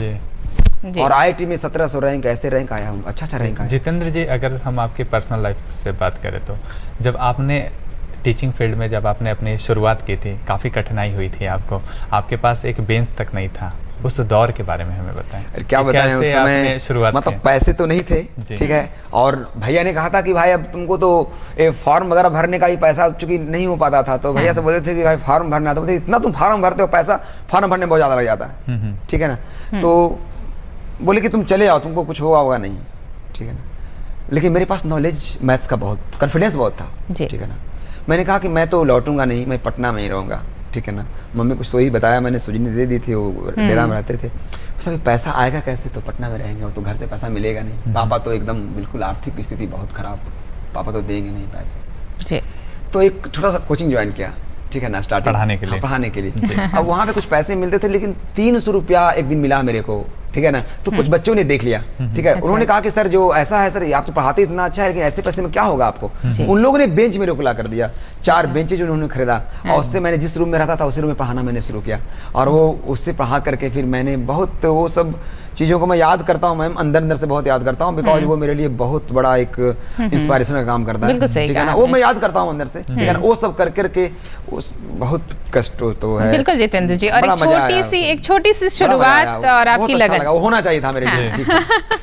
ये जो क्योंकि आपने experience था काफी अच्छा है। छोटी सी शुरुआत इन्होंने की विष्णु, और आपकी लगन ने आपको इस मुकाम तक पहुंचाया है, और आपके द्वारा बहुत बच्चे लाभान्वित भी हो रहे हैं। बहुत होंगे, और अभी तो बहुत इम्तिहान बाकी है, बहुत करना है, बहुत। चलिए मैं और आपको बहुत सारे जो वापस विद्यार्थी हैं उनको ये इंस्पिरेशन भी मिलेगी कि किस तरह इतने से इन्होंने किया। इतनी कठिनाइयां सहते हुए भी आज इतने आगे हैं और इतने खुश हैं। चलिए मैं आपको वापस लाती हूँ IIT एग्जाम की तरफ से। जितेंद्र जी, जो बच्चे तैयारी करते हैं उन्होंने एक लंबी मेहनत की होती है, तो जब एग्जाम नजदीक आ जाता है उस वक्त की तैयारी थोड़ी बताएं हमारे दर्शकों के लिए कि उस वक्त वो कैसे अपनी पढ़ाई को रखें। एग्जैक्टली, एग्जाम जब नजदीक आ जाता हो, ठीक है ना, तो निश्चित तौर पर आपका सिलेबस खत्म हुआ रहता है जी, ठीक है। आपको अपनी वीकनेस और आपका अपना स्ट्रांगनेस दोनों मालूम होता है, बिल्कुल सही, ठीक है। हाँ अब एग्जाम नजदीक है तो आप वीकनेस पे तो वर्क कर नहीं सकते हैं, जी, जो आपका स्ट्रांग पोजीशन है उसको और स्ट्रांग कीजिए, अच्छा, समझ रहे बात को, उसको और स्ट्रांग कीजिए, ठीक है। उस पर और मेहनत कीजिए, समझ रहे बात को, उसको और प्लानिंग में लाइए, उसी पे रिवीजन कीजिए। हार्ड क्वेश्चन कभी मत बनाइए, एग्जाम जब नजदीक आ गया तो वो तो पहले सब बना ही रहे 2 साल से, ठीक है ना। एग्जाम के समय में आप टोटली फोकस कीजिए उसके कॉन्सेप्ट पे, ठीक है ना। केवल कॉन्सेप्ट प्रत्येक टॉपिक का आपके माइंड में क्या करना चाहिए, घर करना चाहिए। रात में, दिन में जितना भी आपने पढ़ाई किया, ठीक है ना, रात में जब सोते हैं खाना खाकर अचानक नींद नहीं आती है, आधे घंटे 1 घंटे कुछ सोचते रहते हैं जी, ठीक है ना, सच्चाई है ये तो हम लोग के साथ भी होती है। तो वो चीज जो है, हम जो कुछ और बातें सोचते हैं लिंक से हट करके, उसको नहीं सोच करके हम ये सोचें कि दिन में जो मैंने पढ़ाई किया वो सब क्या क्या था। जब आराम से आप सोचने लगेंगे तो सारी बातों को आप जो है 1 घंटे में रिवीजन कर लेंगे आप, ठीक है ना। और वो जो रिवीजन होगा ना, वो कभी खत्म होने वाला रिवीजन नहीं होगा। रिवीजन का सबसे अच्छा, सबसे उत्तम तरीका है, एकदम कभी खत्म होने रिवीजन नहीं होगा। मैं ये करता हूँ, ठीक है ना, कल क्या पढ़ाना है वो जब सुबह में जागता हूँ तो डायरेक्ट नहीं जागता हूँ, ठीक है ना, जागा तो नींद खुल गई, बेड पे ही है, अब प्लानिंग क्या, सोए हुए वक्त में थोड़ा जगे हुए, और आज क्या क्या पढ़ाना है, कब असाइनमेंट देना है, कब टेस्ट लेना है, इस बैच में क्या पढ़ाना है, इस बैच में क्या पढ़ाना है, इस बच्चा को क्या दिक्कत था, ठीक है ना, सारा कुछ हम सोने के पहले प्लानिंग कर लेते हैं। ये मानसिक स्तर की क्रिया हो गई, मानसिक तौर पे काफी मजबूत होना पड़ेगा। और यहाँ पे होता क्या है कि जो चीजें हमारे सबकॉन्शियस माइंड में होती है वो कॉन्शियस माइंड में चली जाती है एकदम, और वो हमेशा के लिए याद हो जाती है, और तरोताजा लगेगा चलने पे, आप लगेगा कि हम चल रहे हैं, लोग देखेंगे तो कहेंगे नहीं भाई क्या है। और एक बहुत ही अच्छा टाइम मैनेजमेंट भी है जितेंद्र जी इससे, क्योंकि आप समय को उस तरह से सदुपयोग भी कर रहे हैं कि अपने काम का काम भी कर लिया और उसमें आपको फायदा भी हो गया। और जितेंद्र जी, जब एग्जाम की बात हो रही है, एग्जाम के टाइम में जैसे कि अभी निहारिका जी आप पूछ रहे थे कि एग्जाम नजदीक हो तो किस तरह से रिविजन करना चाहिए, लेकिन इस समय काफी प्रेशर भी होता है, इस प्रेशर को हम कैसे दूर करें? प्रेशर कब होता है? जब आप अनवांटेड चीज को बनाने लगते हैं। मैं तो पहले बताया, ठीक है ना, कि हम एग्जाम के समय में वही काम करें जो मेरे लिए पॉजिटिव है, ठीक है ना, क्योंकि नेगेटिव कुछ होने वाला है नहीं, युद्ध आ गया है, ठीक है ना, फतह करना है। और एक जान लीजिए, कोई भी बच्चा 100 में 100 करके रिजल्ट नहीं देता है, ठीक है ना, क्लियर। रिजल्ट कब होता है? जब 100 में आप 80 बना के आते हैं तो 1 रैंक आ जाता है, 100 में 70 बनाते कुछ रैंक नीचे आता है, तो आप 100 में 100 कर नहीं सकते हैं। तो जो 20% का जो टाइम है उसको आप 80 में कन्वर्ट कीजिए, उस टाइम को इसमें लगाइए ना, ठीक है ना। आप 100 में 100 के चक्कर में मत रहिए। अगर जितेंद्र जी यहाँ पे मैं पूछूं कि अगर इस टाइम में जब एग्जाम बहुत नजदीक हो और जो टॉपिक मैंने नहीं पढ़ पाया या जो विद्यार्थी तैयारी, मैं आईटी के लिए बता रहा हूँ, जी बिल्कुल, तो अगर कोई टॉपिक छूट गया हो, जो टॉपिक नहीं पढ़ पाया हो कोई विद्यार्थी, तो क्या उस टॉपिक को एग्जाम के अगर नजदीक है और उस टॉपिक से हो सकता है कि मैक्सिमम नंबर का पूछा जाता हो, तो वो पढ़ना उस समय उचित होगा या नहीं होगा? उसके लिए क्या रहेगा, उसके लिए उनके लिए क्या अच्छा रहेगा, उनको एक सही मार्गदर्शक, जैसे उनके जो गुरुजी हुए जिन्होंने उनको शिक्षा दिशा दी, उनके पास वो जाना चाहिए। बिल्कुल सही कहा आपने। हाँ। उनसे सलाह लेकर के, क्योंकि गुरु के पास विधा होती है, ठीक है ना, वो हो सकता है कि वो कुछ टेक्निकली आपको ऐसा बताए, शॉर्ट में ब्रीफ कर दे, कि कम समय में आपको क्लिक करवा दे वो, ठीक है ना, तो उनको उनके शरण में जाना चाहिए। बिल्कुल। और एक और चीज बताइए, उस वक्त जो हमारा जो लास्ट मूवमेंट रहता है एग्जाम से पहले का, उस समय हमें पुराने क्वेश्चंस हल करने पर समय व्यर्थ करना चाहिए या नहीं, वो फायदेमंद होता है या नहीं? प्रीवियस ईयर क्वेश्चन बैंक जो होते हैं उसे सॉल्व करने से कोई फायदा दिखता है या नहीं? 2 महीने पहले से तो कर सकते हैं जी, थोड़ा समय अगर हाथ में रहे तो करें, पहले से वही करना चाहिए। उससे होता है ना क्या कि आपको उस तरह का पैटर्न मालूम हो जाएगा, उस तरह का क्वेश्चन ही आपको आएगा। बिल्कुल सही कहा। ये जो प्रीवियस ईयर की बात वो रिवीजन हो जाएगा, तो पहले भी करना चाहिए, लेकिन 2 महीना पहले दोबारा कर लेंगे ना तो रिवीजन हो जाएगा। लेकिन जितेंद्र जी, जो प्रीवियस ईयर क्वेश्चन की बात आप कर रहे हैं, प्रीवियस ईयर क्वेश्चन जो है वो कितने साल तक का होना चाहिए जो हमें ज्यादा से ज्यादा लाभ पहुंचा सके? 10 साल 12 साल जी। चलिए, अब हम जब एग्जाम पर आते हैं जितेंद्र जी, तो एग्जाम में अलग अलग पोर्शंस होते हैं, मैथ्स है, फिजिक्स है, केमिस्ट्री है, जो क्वेश्चन का पैटर्न होता है, तो वो अटेम्प्ट लेते समय विद्यार्थियों को क्या करना चाहिए, कैसी शुरुआत करनी चाहिए? Exactly, good question. अक्सर होता है क्या ना कि जैसे हम लोग क्वेश्चन लेते हैं, बनाना शुरू करते हैं और पहला क्वेश्चन ऐसा मिल जाता है कि लगता है कि ये तो आगे क्या होगा, तो आगे और अच्छा ही होगा, ठीक है ना। हम बच्चों को बहुत अच्छे ढंग से प्लान में बताते हैं इस बात को कि देखिए, आप एग्जाम देने जाने से पहले, ठीक है ना, आप बहुत सारे टेस्ट को देते हैं, ठीक है ना। जब आप टेस्ट देते हैं तो आपको ये आइडिया हो जाता है कि हम कितने क्वेश्चंस के चैप्टर से कर पा रहे हैं, ठीक है ना, ये आपको पहले से मालूम होता है, ठीक है ना, सच्चाई ये है, ठीक है ना, अगर आप सही में पढ़ाई किया तो, ठीक है ना। तो जब हमको ये मालूम है कि मैं 70 से 80% क्वेश्चन करने जा रहा हूँ, इससे मेरा 1000 रैंक, 500 रैंक, 1 रैंक वो डिपेंड करेगा आगे और कितने लोग एग्जाम दे रहे हैं उस पर, लेकिन 1 रैंक माना गया है जी। अगर हम लोग 80% कर लेते हैं तो बहुत अच्छा रैंक आ जाता है, 1 रैंक 2 रैंक ऐसा आ जाएगा, ठीक है। तो बाकी जो समय है जो 30 मिनट क्वेश्चन हम नहीं बना पा रहे हैं, ठीक है ना, उस टाइम को जो है हम क्या करेंगे, इस क्वेश्चन को बनाने में देंगे, ठीक है। और सबसे पहले क्या करेंगे, उस समय में से 10 मिनट का समय निकालिए, ओनली 10 मिनट्स का, ध्यान दीजिएगा इस बात को।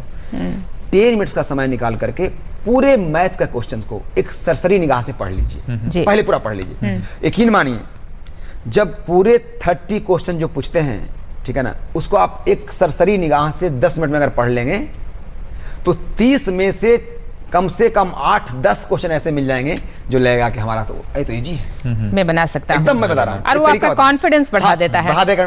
पहले उसी को आप बनाइए, समझ बात को। और आप यकीन मान रहे हैं, अगर 10 शुरू में बन गया आपसे तो 10 एक क्वेश्चन 4 नंबर का, तो 10 चौका 40, और वही अगर 10 बना दिया 20 में तो 40 या 120। आपको मालूम है इस साल का जो जी का है, मिनिमम कट ऑफ ओबीसी का 74 गया है और जनरल का 115 गया है। बताइए, 10 क्वेश्चन ही बना देते हैं तो आपका तो सिलेक्शन हो चुका है। बिल्कुल। हम प्लानिंग ही नहीं करते हैं ना, हम पढ़े जा रहे हैं, ठीक है ना, कोई इंड है ही नहीं, प्लानिंग तो किए नहीं, लगे हुए हो। एक जी ओरिएंटेशन से आपको पढ़ाई करना पड़ेगा, अपने लॉकना ऑफ वीकनेस को जानना पड़ेगा, हमें कमजोरियां क्या है उसको गुरु को बताना पड़ेगा, तब गुरु उसका निदान करेगा। अंदर में रखे रह जाओगे कभी नहीं सीख पाओगे यार, उसको निखारो, बोलो, तब तो निदान होगा। सही कहा आपने। और जब ये पढ़ाई करते हैं बच्चे, तो इन तीनों सब्जेक्ट्स को कैसे कैसे समय दें? बिल्कुल, वो तो मैंने बताया मैम कि वो 8 घंटे का समय दें, ठीक है ना, एक एवरेज, ठीक है ना। मैं ये जानना चाह रही थी कि जो सब्जेक्ट ज्यादा उनको लगता है कि रियली डिफिकल्ट है, उसमें ज्यादा प्रेशर, ज्यादा समय दें, ठीक है ना, और इस तरह से वो बढ़े। बिल्कुल। और जब एग्जाम में मैथ्स की बात आती है, एक बात और जी बताया जाए। जो चीजें दिखते आती हो, मैं बता रहा हूँ बात, आज की डेट में जो है ना, आप एक कॉमन सेंस है, आप एक डॉक्टर के पास जाइए, वो तुरंत लिख देंगे ये जांच करवाओ, ये जांच करवाओ, ये जांच करवाओ, ठीक है ना, बिना जांच कोई काम ही नहीं होता है, सच्चाई, ठीक है ना। तो उसी तरह से आज पढ़ाई में भी है, मतलब पोस्टमार्टम करना पड़ेगा प्रत्येक टॉपिक को। आप गुरु के शरण में हमेशा रहिए, ठीक है ना, क्योंकि वो हमेशा आपको लग रहा है कि ये हो जाएगा, अच्छी बात है, एक बार सर से मिल तो लो, ठीक है ना, अरे सर कुछ और बता देंगे उसमें, ठीक है ना। आज के डेट में मेंटर की आवश्यकता है, बिल्कुल, ठीक है ना, आवश्यकता है, यकीन मानिए। जितेंद्र जी, अभी आप जो बात कर रहे हैं कि काफी कंफ्यूजिंग है मार्केट, जो स्टूडेंट में जो वीकनेस होते हैं, उन वीकनेस को कैसे पहचाना जाए? ठीक है, गुरुजी के पास जाना तो ज़रूरी है, गुरुजी के पास जाएंगे तो गुरुजी बताएंगे ही कि ये तुम्हारे वीकनेस है और ये वीकनेस नहीं है, लेकिन अपने से हम कैसे जान सकते हैं कि हमारी किस किस पोर्शन में हमें वीकनेस है? वो तो प्रॉब्लम जब बनाएंगे ना, प्रॉब्लम अभ्यास के द्वारा, सेट प्रैक्टिस करने से ही ये चीजें पता चल सकती है। पता चल जाएगी, सेट प्रॉब्लम बनाएंगे तो आपको लगेगा कि ये प्रॉब्लम कोई कर ही नहीं पा रहे हैं, जी, तो यानी उसमें हम वीक हैं। एक चीज बताया कि जैसे कि मैं बच्चों लोगों को पढ़ा रहा था स्टेट लाइन, अच्छा पढ़ना है, स्टेट लाइन पढ़ना है, तो मैंने बोला कि स्टेट लाइन में पढ़ना है 10 चैप्टर पढ़ना है, ठीक है ना। हमने कहा हेडिंग तो स्टेट लाइन है, लेकिन पढ़ना है 10 चैप्टर, ठीक है। तो आखिर देखिए, एक चीज तो तय है कि अगर हम एक हेडिंग देते हैं, ठीक है ना, एक सिनेमा बनता है तो उसका हेडिंग बहुत छोटा रहता है, ठीक है ना, ठीक है ना, लेकिन वो हेडिंग से कितनी बड़ी 3 घंटे का एक स्टोरी लिखा जाता है, जी। तो वो स्टोरी का जो सारांश है ना, वो हेडिंग में रहता है, जी, ठीक है। तो अगर स्ट्रेट लाइन है ना, तो उसमें 10 चैप्टर पढ़ना, तो कहीं ना कहीं उसका कॉन्सेप्ट बहुत ईजी होगा। मैंने बच्चे लोगों को बताया स्ट्रेट लाइन क्या होता है, 2 पॉइंट अगर है तो एक लाइन ड्रॉ हो जाता है, बिल्कुल, एक और केवल एक लाइन ड्रॉ होता है 2 पॉइंट से जो पास करेगा, ठीक है ना। तो मैंने बच्चों लोगों को बताया कि स्ट्रेट लाइन कहीं भी अगर मिलेगा ना इक्वेशन निकालने के लिए, तो 1 पॉइंट और एक स्लोप खोज लो या 2 पॉइंट खोज लो, लाइन मिल जाएगा, ठीक है ना। अब वो स्लोप खोजने के लिए उतना पढ़ना पड़ रहा है, समझ रहे बात को? तो अब ये समझो कि स्लोप कैसे मिलता है, तो स्लोप निकालने का 2 तरीका होता है, ठीक है, 2 पॉइंट से या एंगल से। अब सवाल है एंगल कहां रहेगा, जब आप देखेंगे ना तो प्रत्येक चीज को आप परत दर परत पढ़िएगा तब ना, सीधे बोलिए इक्वेशन निकाल दीजिए। अरे यार, इक्वेशन निकालने में जो फैक्टर्स काम कर रहे हैं उसके बारे में जानकारी है या नहीं, ये पहले समझो यार, जी जी, ठीक है। ये चीज हुआ लोग लगे हुए हैं, जल्दी जल्दी जल्दी करेंगे, जल्दी करेंगे, जल्दी, कुछ nothing is shortcut, starting base नहीं करना पड़ेगा, जी जी। ये तो मूल बात हो गई कि बेसिक जानना बहुत जरूरी है। एक बहुत इंपॉर्टेंट चीज आपसे जानना चाहूंगी, क्योंकि मैथ्स की बातचीत चल रही है और आप उसके जानकार हैं। जब एग्जाम होता है ना तो रफ वर्क करना पड़ता है मैथ्स के केसेस में, तो वो उसको करते समय विद्यार्थी किस बात का ख्याल रखें? गुड, देखिए कंप्यूटेशन, ठीक है ना, कंप्यूटेशनल जो होता है ना, मतलब कैलकुलेशन उसको कह सकते हैं आप एक अच्छी तरह से। मैथ्स में कैलकुलेशन का बहुत इंपॉर्टेंस है, ठीक है ना। अक्सर बच्चों में क्या होता है ना, गुना भाग करने में गलती करते हैं। बिल्कुल। जी, छोटे छोटे मिस्टेक्स हो छोटे-छोटे जाते हैं। mistakes हो जाते गुना भाग करने में गलती करते हैं, एलसीएम निकालने में गलती कर रहे हैं। बिल्कुल। ठीक है ना, जबकि उसका यूज हो रहा है 12th में, उसका यूज हो रहा है आईआईटी में। नो डाउट बड़ी चीजें आईआईटी में बड़ा क्वेश्चन मिलता है, लेकिन बड़ा बनता कैसे है, छोटा से बनता है। जी, छोटा में steps आप तो दिक्कत कर दे रहे हो, करने। गुना करने में दिक्कत कर दे रहे हो, तो फिर दिक्कत हो जाएगी। तो वैसी स्थिति में क्या करना चाहिए बच्चे लोग को, माइंड, आइज और ईयर, ओपन ये रखना। तीन को हमेशा खुला रखना चाहिए। जी। ध्यान रखिए, ये जी। तीन को हमेशा खोल कर रखना चाहिए बच्चे लोग को। मुख्य द्वार यही है। मुख्य द्वार यही है, ठीक है ना। और किसी भी फाइनल आंसर पे पहुंचने के पहले बच्चे को रीचेक करना चाहिए कि मैं आंसर देने जा रहा हूँ वो गलत वो है कि सही है ये अगर। बहुत जरूरी है, ठीक है ना। और कैलकुलेशन का इंपॉर्टेंस बहुत ज्यादा है। जी, चलिए, जितेंद्र जी, अभी कैलकुलेशन की बात हो रही है निहारिका जी, हाँ, और आप भी ठीक है। जानती हैं कि मतलब कितना मुश्किल होती है सही कैलकुलेशन। बात है। अगर बहुत बड़ा कैलकुलेशन मिल गया, जैसे मैंने बिल्कुल। आपको शुरू में ही पूछा था, तो अगर कोई बड़ा कैलकुलेशन है हाँ। तो उसको शॉर्ट में हम कैसे बना सकते हैं? इसके कोई मेथड्स होते हैं, कोई ट्रिक होते हैं? हाँ, होते हैं। जैसे बड़ा कैलकुलेशन है, मैं बच्चों लोगों की बताता हूँ। देखिए, जब बैट्समैन जम जाता है ना पिच पे, जी, तो देखते हुए घूम करके भी मार देता है पीछे, जी जी ठीक है ना, क्योंकि वो जम गया। बिल्कुल। ठीक है, तो सबसे पहले तो अपने आप में उसको कॉन्फिडेंस आ गया होगा, ठीक है ना, डिटरमाइंड हो गया होगा वो उस चीज़ के प्रति। ये चीज़ को डेवलप कर लेना है पहले। सबसे पहला काम तो अपनी इच्छा शक्ति को बढ़ाना है कि I can do it, I can do it, बिल्कुल। ठीक है ना। अगर ये चीज़ उनको आ जाता है, ठीक है ना, तो ऑटोमेटिकली फिर जो है ना, वो क्या होता है ना कि जब एक प्रॉब्लम को बना रहे हैं, आपको मालूम है कि ये स्टेप है, ये स्टेप है, ये स्टेप है, ये स्टेप, तो वो स्टेप छोड़ सकते हैं। फिर छूटता है ना, तो उनको दिक्कत नहीं होता है, क्योंकि उनको काफी डिटरमाइंड है वो उस चीज के प्रति, काफी वो जम चुके हैं पिच पे। जी, मैथमेटिक्स को हाँ। छोड़ के अगर हम बात करें, क्योंकि अब हमारे पास समय ज़्यादा नहीं है, अगर हम आपकी बात करें तो आपके जो शौक हैं, कौन कौन से शौक है, और आप अपने आप को मोटिवेट करने के लिए क्या करते हैं?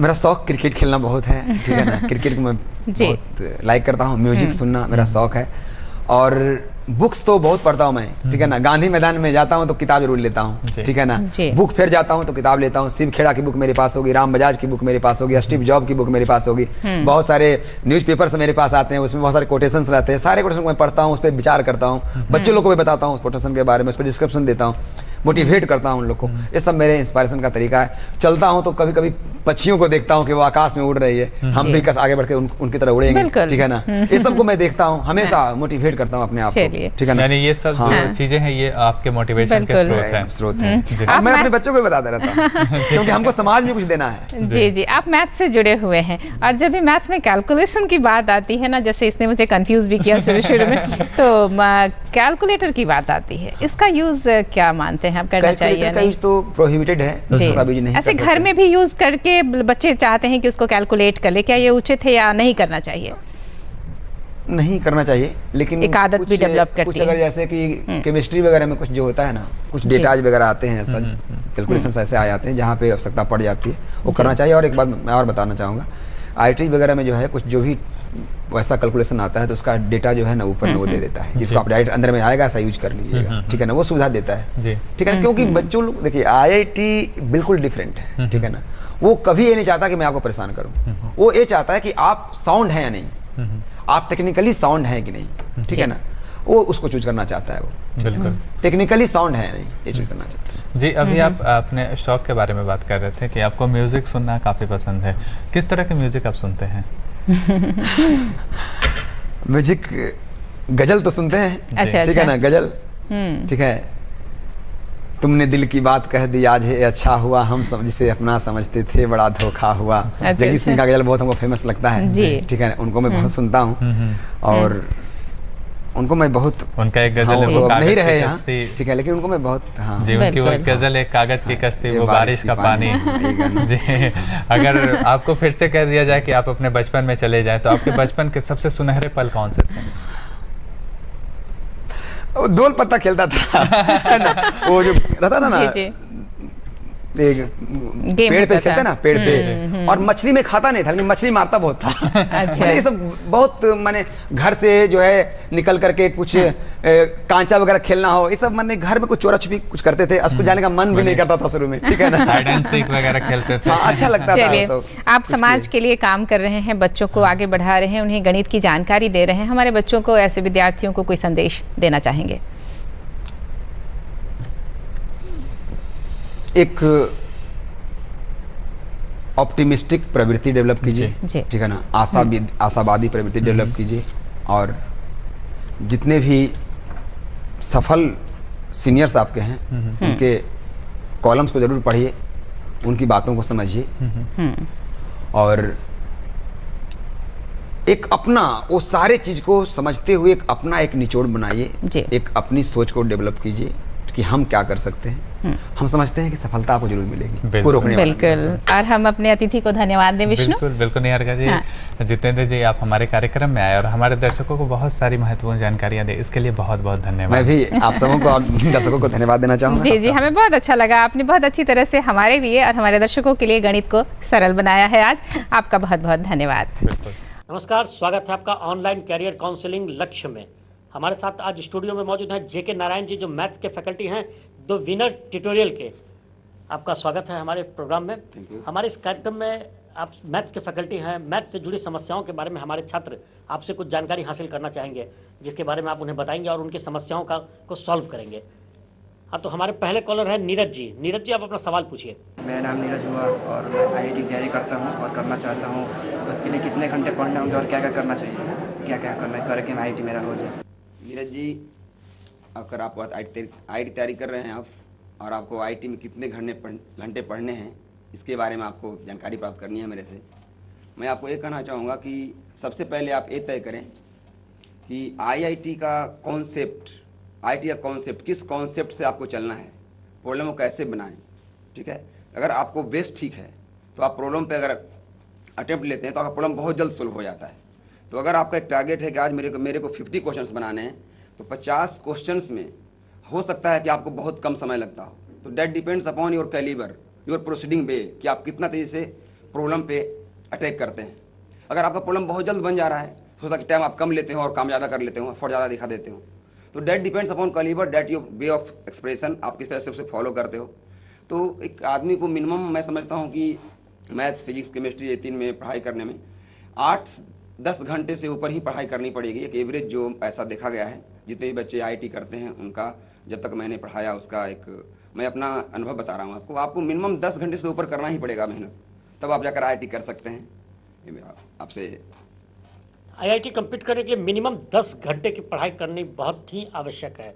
आप निश्चित तौर पर हमारे जो सर हैं जेके नारायण जी, उनके सुझावों को आप अपनी ज़िंदगी में अमल करेंगे, और हमारे साथ जो और स्टूडेंट्स जुड़े हुए हैं वो भी अपना सवाल लगातार करते रहेंगे। उसके पहले सर हम आपसे ये जानना चाहेंगे कि जो IIT की तैयारियों के लिए जो कोचिंग संस्थानें चल रही हैं, वो कोचिंग संस्थानें स्टूडेंट्स के लिए कितने कारगर हैं?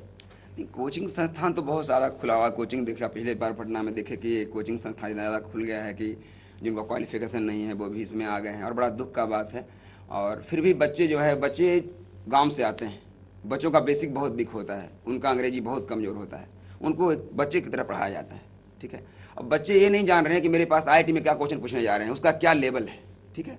आप क्वेश्चन को बताया जा रहे हो, जब तक आपके जहन में, जब तक एक शिक्षक के जहन में ये नहीं आता है कि मैं बच्चों को क्या दूँ, किस तरह से ट्रीट करूँ कि उसका सही मायने में IIT होता है, ये बहुत इंपॉर्टेंट है। एक अपने जहन में उत्पन्न करना पड़ेगा कि मैं अपने बच्चे के प्रति सार्थक नज़रिया रखता हूँ या नहीं। अगर मेरा सार्थक नज़रिया बच्चे के पास है तो मैं निश्चित तौर पे ये कहता हूँ कि वो अच्छा कर सकता है, अगर हम उस पर अच्छी तरह गाइडलाइन दें तो। ये जो गवर्नमेंट के कोचिंग के जो रूल रेगुलेशन नए बनाए गए हैं, ये स्टूडेंट्स के लिए फ़ायदेमंद है या नहीं? कोचिंग रूल्स एंड रेगुलेशन के बारे में मैं इतना ही कहना चाहूँगा कि सर, हम लोग 1 मिनट लाइन पर हमारे साथ जुड़ गए हैं गौतम जी। गौतम जी के सवाल के बाद हम लोग इस जो डिस्कशन हमारा है उसको जारी रखेंगे। गौतम जी, आप अपना सवाल पूछिए। क्या सर IIT की तैयारी करने के लिए 8 घंटा पढ़ना ही जरूरी है? गौतम जी, आपका सवाल है कि सर IIT की तैयारी करने के लिए क्या 8 घंटा ही पढ़ना जरूरी है? ये कोई ज़रूरी नहीं कि आप 8 घंटा ही पढ़ें। 8 घंटा से ज़्यादा भी आप पढ़ सकते हैं, 8 घंटा से कम भी पढ़ सकते हैं। मैं पहले ही बताया कि आपका बेस कैसा है, आपका प्रैक्टिस कैसा है, उस पर डिपेंड करता है कि आप कितना देर पढ़ते हैं, ठीक है। आपको जो है प्रॉब्लम को बनाने के लिए हो सकता है कि एक प्रॉब्लम को आप 4 मिनट से बनाने का प्रयास कर रहे होंगे ताकि मेरा कॉन्सेप्ट और डेवलप हो। तो 4 मिनट से बनाने में जाहिर सी बात है समय ज़्यादा लगेगा, समय ज़्यादा लगेगा। आप चाह रहे हो कि हम ज़्यादा अच्छा करें, एक प्रॉब्लम को 4 तरीके से बनाएं। 4 तरीके से बनाने से आपका कॉन्फिडेंस लेवल बढ़ेगा, समय ज़्यादा लगेगा। तो टाइम के लिए नॉट इम्पॉर्टेंट, आप उस समय में कितना सीख रहे हो वो इम्पॉर्टेंट है, ठीक है। तो टाइम पे मत जाइए, आप अपना मेहनत करते रहिए। 10 घंटा ज़्यादा भी पढ़ सकते हैं आप, अगर मन लगे तो किसी दिन आप 12 घंटा पढ़ सकते हैं, 14 घंटा पढ़ सकते हैं, किसी दिन 6 घंटे ही पढ़ सकते हैं। तो आप जितना देर पढ़ें, मनसा वाचा कर्मणा पढ़ें, मन से वचन से कर्म से पढ़ें। ये नहीं कि पढ़ाई कर रहे हैं ध्यान कहीं पे और है, इससे आपको कुछ होने जाना नहीं है। जी गौतम जी, तो आपको अपना जवाब मिल गया होगा। जितनी देर पढ़ें, 8 घंटे पढ़ें या 10 घंटे पढ़ें, दिल से पढ़ें, मन से पढ़ें, तो निश्चित तौर पर आपको सफलता मिलेगी। नारायण सर, हमारे साथ अगले कॉलर जुड़ चुके हैं, प्रभात जी। प्रभात जी, आप अपना सवाल पूछिए। मेरा नाम प्रभात रंजन है और मैं सवाल करना चाहता हूँ कि क्या IIT की तैयारी करने के लिए कोचिंग करना जरूरी है? प्रभात, आपका सवाल है कि IIT तैयारी करने के लिए कोचिंग करना जरूरी है क्या। मैं आपको सीधे तौर पे बताना चाहता हूँ कि कोचिंग में दाखिला लेने से आपको एक सही गाइडेंस मिल सकता है।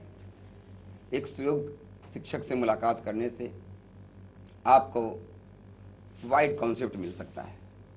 किस प्रॉब्लम को किस मेथड से बनाना ज़्यादा लाभकर हो सिद्ध होगा, ज़्यादा लाभकारी सिद्ध होगा, ये आपको मिल सकता है। और एक टॉपिक के प्रति जो सोच होता है, मान लिया मैं कुछ पढ़ा रहा हूँ, कंप्लेक्शन पढ़ा रहा हूँ, फंक्शन पढ़ा रहा हूँ, तो उसके प्रति क्या उसका डेप्थ है, उसका क्या कॉन्सेप्ट है, क्या उसका बेसिक संकल्पना है, उस पर आपको गियरअप मिल सकता है, जो कि आप साधारण तौर पे आप घर में पढ़कर एक बुक के हेल्प से आप नहीं पढ़ सकते। किताब में बहुत सारी चीज़ें लिखी होती है, लेकिन जब हम लोग क्लास में किसी चीज़ को डिस्कस करते हैं तो उस पर 4-5 एग्जाम्पल देते हैं बच्चे लोग को, और प्रत्येक एग्जाम्पल को किस वे से बनाना है, किस मेथड से बनाना है, ये हम उसको डिस्कस करते हैं। कभी कभी बच्चों का ये सवाल आता है कि सर मेरे पास 4-5 मेथड होते हैं, अब किस प्रॉब्लम को हम किस मेथड से बनाएं, ये समझ में मेरे को नहीं आता है। तो मैं उन्हें सुझाव देना चाहता हूं कि हम लोग 4-5 मिनट इसलिए बताते हैं कि कभी कभी कुछ प्रॉब्लम होते हैं जो इस मेथड से बहुत हार्ड बन रहा है, लेकिन इसे जब आप बनाओगे तो बहुत ईजी में बन जाएगा। किसी प्रॉब्लम को बनाने का जो तरीका होता है, ग्राफिकली आप बना सकते हो, थ्योरेटिकली बना सकते हो, एनालिटिकली बना सकते हो, कभी कभी वैल्यू पुट करके भी आप बना सकते हो। तो अब किस प्रॉब्लम में कैसे अटैक करेंगे, ये हम लोग आप लोगों को सुझाव देते हैं। तो अगर आप कोचिंग में आते हैं तो इस तरह की बातें हम लोग आपको बताएंगे, जिससे आपको IIT करने में काफ़ी सुविधा प्रदान होगा। जी सर, लेकिन अच्छे शिक्षकों का या अच्छे कोचिंग संस्थानों का चयन स्टूडेंट्स कैसे करें? यस, ये बहुत अच्छा सवाल आपका है। अच्छे कोचिंग का चुनाव करना, इसके लिए सबसे पहली बात मैं ये बताना चाहूँ कि आप जिस जगह से आप मेरे पास आए हो, पटना आए हो, उस जगह से अगर कोई आपके बड़े भाई कहीं पढ़ रहे हों, IIT में पढ़ रहे हों, या आसपास के लोग कहीं पढ़ रहे हों, उनसे आप सलाह लें, जो आपके अच्छे शुभचिंतक हैं, और उनसे आप पूछकर पटना में अच्छे कोचिंग में दाखिला लें। इससे आप कहीं गलत जगह पे नहीं भटकेंगे। नहीं तो पटना जो है वो बहुत बड़ा एजुकेशन का सर, हब है। हमारे साथ अगले कॉलर जुड़ चुके हैं, नासिम अनवर जी। नासिम जी, आप अपना सवाल पूछिए। मेरा नाम नसीम अनवर हुआ और मैं JK नारायण सर के यहाँ मैथमेटिक्स का ट्यूशन लेता हूँ। और मेरा यह क्वेश्चन है कि IIT की तैयारी करे स्टूडेंट को कोचिंग में ज्वाइन करना क्यों जरूरी है? क्या जरूरी है IIT की तैयारी करने के लिए कोचिंग ज्वाइन करना? नासिम अनवर जी, आपका सवाल है कि IIT की तैयारी करने के लिए कोचिंग क्यों ज़रूरी है। मैं फिर आपको बताना चाहता हूं कि कोचिंग इसलिए ज़रूरी है क्योंकि आपको किसी भी प्रॉब्लम को किस तरह से स्टार्ट करना है और कहां तक प्रॉब्लम को सोल्व करना है, ये सारी बातों का आपको बताई जाएगी और बेसिक कॉन्सेप्ट उस पर दिया जाएगा। मान लिया जाए कि आप प्रॉब्लम को बना रहे हो, अब प्रॉब्लम को बनाए जा रहे हो, कभी कभी ऐसा हुआ कि आप गलत बना दिए हो और आपका आंसर सही आ जाता है। तो ये काम यदि आप घर में कर रहे होगे तो आप तो ऑप्शन को मिला लोगे और आपका आंसर सही आ जाएगा, आप समझो कि मेरा प्रॉब्लम सही बना हुआ है। लेकिन ऐसा होता है कभी कभी कि आपका सोल्यूशन रॉन्ग होता है लेकिन आंसर करेक्ट होता है। कभी कभी ऐसा हुआ कि आपका आंसर गलत रहेगा लेकिन सोल्यूशन सही रहेगा। मतलब कहने का बिल्कुल साफ है कि कहीं ना कहीं प्रॉब्लम आपको है। अगर कॉन्सेप्ट आपके पास सही होगा तो प्रॉब्लम का कैलकुलेशन भी सही होगा और आंसर भी सही आएंगे। तो मैं आपको बता रहा हूँ कि बहुत सारी चीज़ें हैं जो कि आपको वहाँ पे मिलेगा सर के पास। IIT में कितने कॉलेज हैं, IIT में जाने के लिए हमें कितने मार्क्स पढ़नी चाहिए, कितना प्रॉब्लम किस टॉपिक ज़्यादा आता है, ये सारी बातों को आपको कोचिंग में जानकारियाँ मिल जाती है जिससे कि आपको बहुत फ़ायदा होता है। नारायण सर के जवाब से निश्चित तौर पर छात्र फ़ायदा उठाएंगे और हमारे छात्र के अलावा जो दर्शक हमारे इस कार्यक्रम को देख रहे हैं उन्हें भी इन जो समस्याएं हैं कैरियर को आगे बढ़ाने में उससे इन्हें फ़ायदा मिलेगा। नारायण सर, हमारे साथ अगले कॉलर हैं रवि कुमार जी। रवि जी, आप अपना सवाल पूछिए। मैं ये पूछना चाहता हूँ कि मेडिकल की तैयारी के लिए मैथ अच्छा होना जरूरी है क्या? सर, मेडिकल की तैयारी के लिए गणित अच्छा होना जरूरी है। रवि कुमार जी, मेडिकल की तैयारी के लिए गणित अच्छा होना जरूरी है, ये आपका सवाल बहुत अच्छा है। मैं हमेशा बच्चों को बताता हूँ कि गणित जो है वो एक ऐसा लैंग्वेज है जिससे भगवान ने संसार की रचना किया। अगर गणित नहीं होता तो ये संसार ही नहीं होता। इसको मैं एक्सप्लेन किया हूँ, आप लोग को बताया हूँ भी हूँ, पेपर के माध्यम से मेरी कभी कभी आई है इस बात को लेकर चर्चा। इसलिए मैं ये बताना चाह रहा हूँ कि गणित मेडिकल में ही नहीं, किसी भी प्रोफेशन में अगर आप हैं तो उसमें गणित का अध्ययन आपके पास होना जरूरी है। हाँ, किसी प्रोफेशन में आप कम अध्ययन करते हो, किसी में आपको डेप्थ में जाना पड़ता है। अगर मेडिकल की तैयारी विद्यार्थी कर रहे हैं तो उन्हें भी गणित जानना चाहिए और अप टू +2 लेवल की तो जानकारी होनी ही चाहिए कुछ टॉपिक का। जैसे कि आप जब जेनेटिक्स का अध्ययन करते हैं, कुछ सर लोग पढ़ाते हैं तो वहाँ पे वो इंटीग्रेशन का यूज करते हैं। तो अगर आपके पास इंटीग्रेशन का नॉलेज नहीं होगा तो आई होप सो कि you will feel some problems during solving the problems related to genetics. Second, differential equation का भी यूज होता है। आप जब कभी कभी आप बायोलॉजी का प्रॉब्लम बनाएंगे आगे जाकर, वो आपके सर बहुत अच्छी तरह से जानते हैं, उनसे आप कंसल्ट करके विशेष पता कर सकते हैं। थैंक यू, धन्यवाद। जी नारायण सर, हम लोगों के साथ अगले कॉलर हैं अभिषेक जी। अभिषेक जी, आप अपना सवाल पूछिए। मेरा नाम अभिषेक कुमार। क्या MSc मैथ करने के बाद MTech किया जा सकता है? जी सर। हाँ अभिषेक जी, आपका सवाल बड़ा अच्छा है। क्या MSc करने के बाद भी MTech किया जा सकता है? कभी कभी बच्चों में ऐसा होता है, मैं बताना चाहूँगा आपको कि वो ISc करने के जस्ट बाद 2 चांस जब IIT में मिलता है तो उनका नहीं हो पाता, तो वो काफ़ी निराश हो जाते हैं कि अब मैं क्या करूँगा, जनरल की तैयारी करूँ या फिर मैं घर में बैठ जाऊँ, पापा गुस्साएंगे वगैरह वगैरह। तो आप चिंता नहीं करेंगे, आप BSc करने के बाद भी IIT कॉलेज में जा सकते हैं।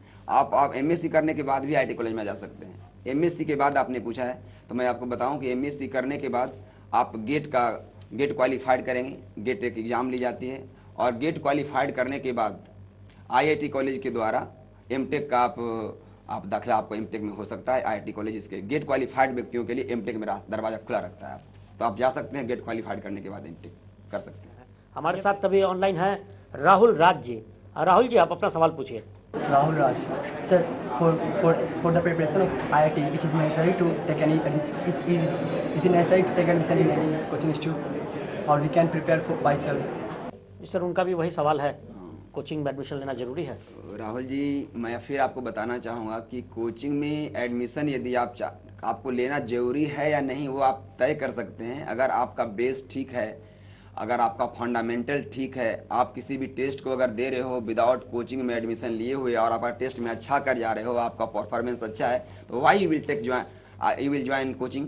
कोचिंग क्यों ज्वाइन करेंगे आप ज्वाइन नहीं कर सकते हैं। लेकिन मैं फिर बता रहा हूँ, जिनका बेस खराब है, जिनको गाइडलाइन की आवश्यकता है, ये अबुल कलाम जी का स्टेटमेंट था कि childrens are nothing but a missile, childrens are nothing but a missile but without guidance. तो आप एक मिसाइल हैं, आपको अगर गाइडेंस की आवश्यकता है तो वो हम लोग देते हैं। आप कोचिंग में अगर दाखिला लेते हैं तो उस तरह का आपको गाइडलाइन मिलेगा कि आप मिनिमम समय में मैक्सिमम एफर्ट दिखा सकते हैं और आप IIT के दरवाजे को आराम से खोल सकते हैं। अगर आप बहुत अच्छे हैं तो आप खुद से भी तैयारी कर सकते हैं, because self study is better study. अगर आप खुद से मेहनत कर रहे हो तो सबसे अच्छा मेहनत वो है, बिकॉज आपको जल्दी वो याद होगा क्योंकि उसे आपने खुद रियलाइज किया है। और मैं फिर बताऊं कि science is only for realize, not for memorize. आप साइंस को जितना रियलाइज करोगे, जितना खुद से सोचोगे, जितना फायदा आपको होगा।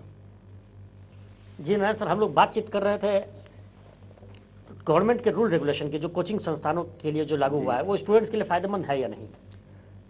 कोचिंग्स का रूल रेगुलेशन स्टूडेंट के लिए फायदेमंद इस मायने में है कि अब टीचर्स लोग थोड़ा सा जागरूक होंगे, ठीक है ना, और सही समय पे जो कोर्स नहीं खत्म कर देते बच्चों का, केवल 4-5 टॉपिक को लेकर ही जो है पूरे समय को व्यतीत कर देते थे और पेमेंट शुरू में ही तो तफसील लेते थे, उन पर थोड़ा सा उनको शिकंजा कसेगा, बिकॉज अब बच्चों के हाथ में कुछ पावर आया है कि वो सरकार से कंप्लेन कर सकता है। दूसरी चीज़ है, कुछ टीचर जो है वो पटना में जो है बहुत कम क्लास लेते हैं और चले जाते हैं बाहर में, और 6 महीना ही क्लास लेते हैं, बाकी बाहर रहते हैं और बच्चों को दिखाते हैं कि मैं बाहर में जाता हूँ।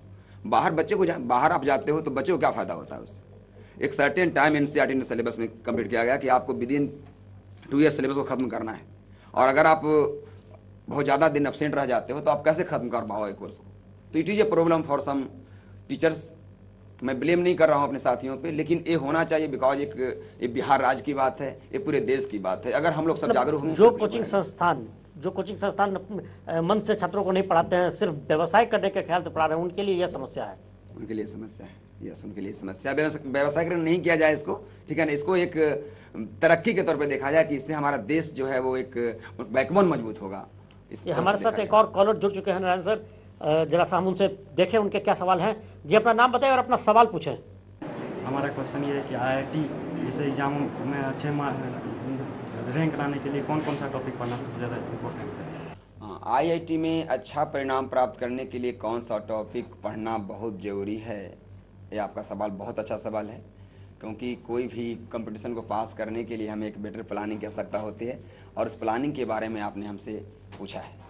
मैं आपको साफ तौर पे बताना चाहूँगा कि सबसे पहले जो टेल हैंडर बुक्स आपका है, वेक्टर, प्रोबेबिलिटी, 3D, ये सारी बुकों को आप +2 लेवल में NCERT की बुक से पढ़ लें। आप आराम से क्वेश्चन डायरेक्ट आपसे पूछेगा, आप अच्छा से सोल्व कर सकते हैं। ये बनना ही बनना बिल्कुल तय है। मैं ये बताना चाह रहा हूँ आपको कि आप कैसे कंप्लीट कर सकते हो। 100% सिलेबस करना इज फार बेटर, लेकिन प्लानिंग अगर करना है कि नहीं मेरे पास 80% भी अगर तैयारी हो जाता है और मेरा IIT क्वालिफाइड करना ही मेन थिंग है, बहुत अच्छा चीज़ है। तो इसके लिए आपको है क्या करना कि कैलकुलस का आपको होल पोर्शन को ठीक करना पड़ेगा, कोऑर्डिनेट ज्योमेट्री को होल ठीक करना पड़ेगा आपको, और अलजेब्रा में कुछ टॉपिक्स ध्यान रखेंगे, जैसे कि आपका बायनोमियल थ्योरम हो गया, परमुटेशन कम्बिनेशन हो गया, ये सबको आपको बहुत अच्छा रखना पड़ेगा। कम्प्लेक्स नंबर हो गया, क्वाड्रेटिक इक्वेशन हो गया, ये 4 टॉपिक को आप बहुत अच्छा कर लोगे, ऑटोमेटिकली आपका प्रोग्रेशन बढ़िया ठीक हो जाएगा। दूसरी चीज़ आप आइए ट्रिग्नोमेट्री में, ट्रिग्नोमेट्री का आपका inverse square function main topic आपका रह जाएगा, उसको आप ग्राफिकली देखोगे, हर एक तरह से देखना है उसको। लॉगरिथम, ट्रिग्नोमेट्रिकल इक्वेशन, ये आपका मेन टॉपिक हो जाएगा, और एक सोल्यूशन ऑफ ट्रायंगल, जिससे हमेशा IIT क्वेश्चन पूछता है। और आपका हो गया प्रोबेबिलिटी, वेक्टर, 3D, कैलकुलस, ये सब अलजेब्रा, इसको आप कर लेंगे। जी सर, आप काफ़ी अच्छी जानकारियाँ हमारे स्टूडेंट्स को दे रहे हैं। हमारे साथ अगले कॉलर हैं रितेश जी। रितेश जी, आप अपना सवाल पूछिए। मैं रितेश कुमार, बिना ट्यूटोरियल का स्टूडेंट, और मैं सर से यही जानना चाहता हूँ कि क्या मतलब स्कूली स्तर के मतलब गणित का अध्ययन से जीवन यापन चल सकता है? जी सर। रितेश जी, आपका सवाल है क्या स्कूली स्तर के गणित से जीवन यापन हो सकता है? स्कूली स्तर का गणित अगर आप जानते हो तो उससे आपका कुछ ज़्यादा भला होने वाला नहीं है। अगर आपको कुछ अच्छा करना है तो आपको हायर एजुकेशन तो लेनी ही पड़ेगी। आपको ग्रेजुएशन, MSc मिनिमम करना पड़ेगा, बिकॉज आज का जो दौर है वो कंपटीशन का एज है, और उसमें आपको जितना ज़्यादा आप अच्छा कर पाओगे उतना आपके लिए बेहतर होगा, आपके आने वाले भविष्य के लिए बेहतर। तो और दूसरी बात है कि आप अगर तैयारी कर रहे हो IIT का तो आपका लक्ष्य ही कुछ और होना चाहिए। आप BTech करोगे, MTech करोगे, उसके बाद बड़ी बड़ी कंपनियों में जाओगे। अपना लक्ष्य को कभी छोटा मत करो। बड़ा लक्ष्य रहेंगे, बड़े सपने रहेंगे, बड़े विचार रहेंगे तो आप बड़े आदमी बन सकते हो। तो छोटा मत सोचो, तुम्हें आगे बढ़ना है। बिहार सरकार या फिर बहुत सारी, अब तो पेपर वगैरह में आपका सुनने में ऐसा आ रहा है कि आपको ग्रेजुएशन करने के लिए भी पैसे दिए जाएंगे, तो आप पीछे क्यों देखते हो कि मैं स्कूल स्तर पे ही रह जाएंगे? आप अच्छा कर सकते हो, आप में कैलिबर है, ठीक है। और हमेशा तन मन धन से पढ़ाई करो, और किसी भी टॉपिक को डेप्थ में जाकर पढ़ो, ऑटोमेटिकली तुम्हारा मन करेगा कि हम आगे पढ़ें, ठीक है। आगे पढ़ने के लिए क्यों नहीं सोचता है आदमी? बिकॉज उसका बेस कमजोर होता है, उसे डर लगता है कि भाई यहीं पर छोड़ देते हैं। ऐसा नहीं करना है, हमेशा मुस्कुराते रहो। देखते हो बड़े बड़े जो गणितज्ञ होते हैं वो हमेशा खुशमुख विचार के होते हैं। वो कुछ लोग कहते हैं ऐसा कि जब भी मिलते हैं वो हमसे तो मुस्कुराते हैं, जब भी मिलते हैं वो मुझसे तो मुस्कुराते हैं, और मुस्कुराते हुए कहते हैं इतनी खुशी कहाँ से लाते हैं। मतलब क्या हुआ? मतलब हुआ कि उनको किसी भी इतना कमांड है, जिस चीज़ में वो लगे हुए उसको इतना कमांड है, उनको मैथ्स पे इतना कमांड है कि वो हमेशा कुछ ना कुछ सोचते रहते हैं कि अरे कुछ मिल गया हमें, मैंने पा लिया, eureka, I have got it. मतलब क्या हुआ कि एक कॉन्फिडेंस जिसको उन्होंने देखा है, किया है, अपने हाथों से किया है। अगर इस तरह की सोच आप में आ गया तो ऑटोमेटिकली आप आगे बढ़ जाओगे, और गॉड पे विश्वास रखिए, यू विल गॉट दिस। तो रितेश जी, छोटे लक्ष्य को लेकर मत चलिए, आगे देखिए, पीछे पलट कर न देखें। हमारे अगले कॉलर हैं प्रियंका जी। प्रियंका जी, आप अपना सवाल पूछिए। मेरा नाम प्रियंका भारद्वाज है। मैं ये पूछना चाहती हूँ कि क्या हम लोग ISc करने के बाद BTech की पढ़ाई पढ़ सकते हैं? जी सर, ISc करने के बाद BTech की तैयारी कर सकते हैं? नहीं, बिल्कुल नहीं प्रियंका जी। मैं आपको बताना चाहूँगा, आपका सवाल है कि ISc करने के जस्ट बाद BTech की तैयारी की जा सकती है। बिल्कुल नहीं। सबसे पहले आपको किसी भी इंजीनियरिंग कॉलेज में दाखिला लेना पड़ेगा, या तो प्राइवेट में कॉलेज में, या फिर आपका आईआईटी हो जाता हो तो अच्छी बात है, या फिर AIEEE के थ्रू आप जा सकते हैं। उसके बाद ही आप 4 साल कोर्स करने के बाद ही आप BE का डिग्री या BTech का डिग्री आप ले सकते हैं। उसके बाद ही आप इसमें आगे बढ़ सकते हैं। जी सर, हमारे अगले कॉलर हैं चंदन जी। चंदन जी, आप अपना सवाल पूछिए। ग्रामीण क्षेत्र में रहने वाले स्टूडेंट IIT की तैयारी कैसे करें, ये सर से मैं अपना कुछ सुझाव लेना था। चंदन जी, आपका सवाल था क्या कि मैं गांव से बिलोंग करता हूं और मैं IIT तैयारी कर सकता हूं। मैं आपको बता दूं कि गांव के बच्चे काफ़ी मेहनती होते हैं और उनमें काफ़ी हुनर छुपी हुई होती है। आप बिल्कुल IIT तैयारी कर सकते हैं और आपका IIT बिल्कुल हो सकता है, ठीक है। और IIT में एक ही प्रॉब्लम गांव वाले विद्यार्थियों के लिए है कि उनको 2 ही चांस दिया गया है इस IIT में, जो एक बहुत बड़ा प्रॉब्लम क्रिएट करता है, खास करके बिहारी छात्रों के लिए, क्योंकि उनका स्टार्टिंग में जो अंग्रेजी होता है वो बहुत कमज़ोर होता है। हम लोग काफ़ी सिखाते हैं, उनको लाइन बाय लाइन सिखाना पड़ता है। हालांकि सीखते बहुत जल्दी हैं, जुझारू बहुत होते हैं। इसलिए आपसे मैं रिक्वेस्ट करता हूं कि आप IIT कर सकते हैं और अच्छा रैंक भी आपको आ सकता है। और इसके लिए आपको ज़्यादा मेहनत करना पड़ेगा स्टार्टिंग में, क्योंकि आपका बेस बहुत कमज़ोर होता है। आपको अंग्रेजी पे कुछ ध्यान देनी पड़ेगी और प्रत्येक प्रॉब्लम को मतलब स्टार्टिंग से लेकर चलना पड़ेगा आपको। और प्रॉब्लम को स्टार्ट जब भी करें, एक सेशन में देना चाहूँगा, आप गांव से बिलोंग करते हैं तो आपका सवाल भी बहुत अच्छा है कि प्रॉब्लम को जब भी आप बनाना शुरू करें तो प्रॉब्लम का जब तक आंसर तक आप नहीं पहुँचते हो, प्रॉब्लम को छोड़िए नहीं। क्योंकि कभी कभी ऐसा होता है कि आपको लगने लगेगा कि अरे आगे तो प्रॉब्लम बन ही जाएगा, छोड़ देते हैं। इससे क्या होगा ना कि आपको प्रॉब्लम पे आंसर तक आने की आदत खत्म हो जाएगी, ठीक है। आप किसी प्रॉब्लम को बनाएं तो आप आंसर तक बनाएं। और कोई प्रॉब्लम में मान लीजिए कि ऑप्शन आपको A आ रहा है, आपने आंसर को देखा ऑप्शन B आ गया, तो A क्यों नहीं आया, इसका वजह क्या है, और B क्यों आया, इसकी वजह क्या है, इसको जरूर टटोलिए। बिकॉज कॉन्सेप्ट का मतलब ही ये होता है कि एक निचोड़ निकलना। गलत का भी एक अर्थ होता है और सही का भी एक अर्थ होता है, ठीक है। तो प्रत्येक का अर्थ निकालिए। आई होप सो कि आपका IIT बिल्कुल होगा। आप गांव में निवास करते हैं तो और जल्दी हो जाएगा आपका। आप मेहनत कीजिए थोड़ा सा, हम लोग आपके साथ हैं। जी चंदन जी, कंपटीशन टफ हो गया है, इसलिए ज़्यादा मेहनत की ज़रूरत है। हमारे साथ अगले कॉलर हैं बबीता। हाँ बबीता जी, अपना सवाल पूछिए। मेरा नाम बबीता कुमारी है, मैं क्लास ISC सेकेंड ईयर में पढ़ती हूँ। शिक्षा मंत्री ने जो इस वर्ष IIT के लिए एग्ज़ाम लेने का जो प्रस्ताव दिया है वो छात्रों के हित में है। क्या इसमें छात्रों के लिए और अधिक मेहनत करनी पड़ेगी? जी सर, बताइए बबीता जी के जो प्रश्न है। जी, आपका जो सवाल है कि मैं सेकेंड ईयर की छात्रा हूं और हमें इस बार जो शिक्षा मंत्री ने जो नियम देने का प्रस्ताव दिया है कि IIT में जो है वो एप्टीट्यूड टेस्ट भी आने जा रहा है, और तो इससे मैं आपको बताना चाहता हूं कि इससे बिहार के विद्यार्थियों को बहुत क्षति होने जा रहा है, बहुत प्रॉब्लम होगा। क्योंकि आप ज़रा सोचिए इस बात को कि एप्टीट्यूड टेस्ट का मतलब क्या हुआ। आपका वो पर्सनालिटी डेवलपमेंट आपसे वो अलग से वो आपको चेक करेगा बैठाकर। और एक्चुअली होता है क्या कि पर्सनालिटी डेवलपमेंट की बात जो आती है वो एक अलग नाम दिया गया, ग्रेजुएट पर्सन। तो ग्रेजुएट का मतलब ही होता है वहाँ से आप एक मैच्योरिटी अलग आपकी आती है, वहाँ पे आप बैठने के लिए, पढ़ने के लिए, एक्सप्लेन करने के लिए सीखते हैं, ठीक है। मेरा कहने का मतलब है कि आप जस्ट IAC किए हुए हैं और उसमें एप्टीट्यूड टेस्ट लाया गया तो बहुत खतरनाक हो गया बिहारी बच्चों के लिए। बिकॉज वो गाँव से ज़्यादा बिलोंग करते हैं और उनका जो रहन सहन है उतना अच्छा अभी फ़िलहाल नहीं हो पाया वो।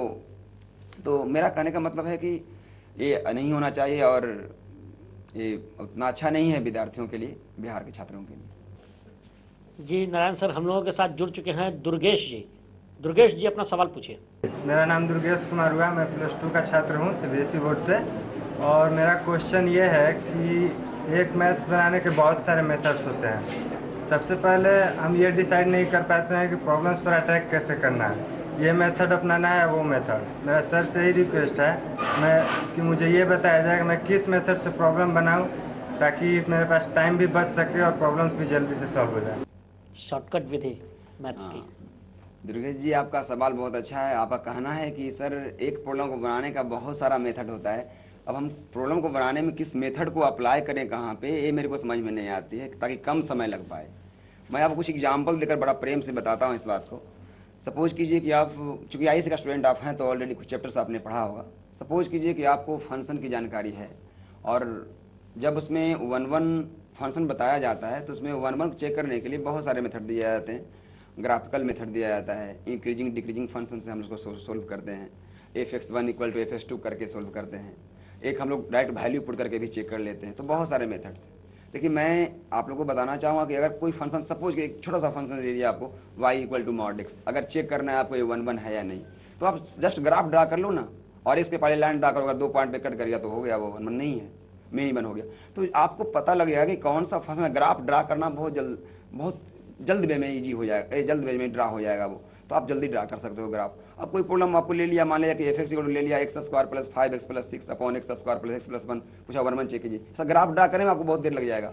तो यहाँ पे मैंने बताया आपको कि आप अपने मन से f0 पॉइंट f0 वैल्यू निकाल लो। तो मैंने बहुत सारे मेथड आपको डिस्कस किए हैं और मैं बताता हूँ और सब लोग बताते हैं इस बात को, तो वहाँ पता लग जाता है। वहाँ पे सर बताते हैं कि कौन सा मेथड किस टाइप के प्रॉब्लम में हम यूज करेंगे कि प्रॉब्लम जल्द बन जाएगा।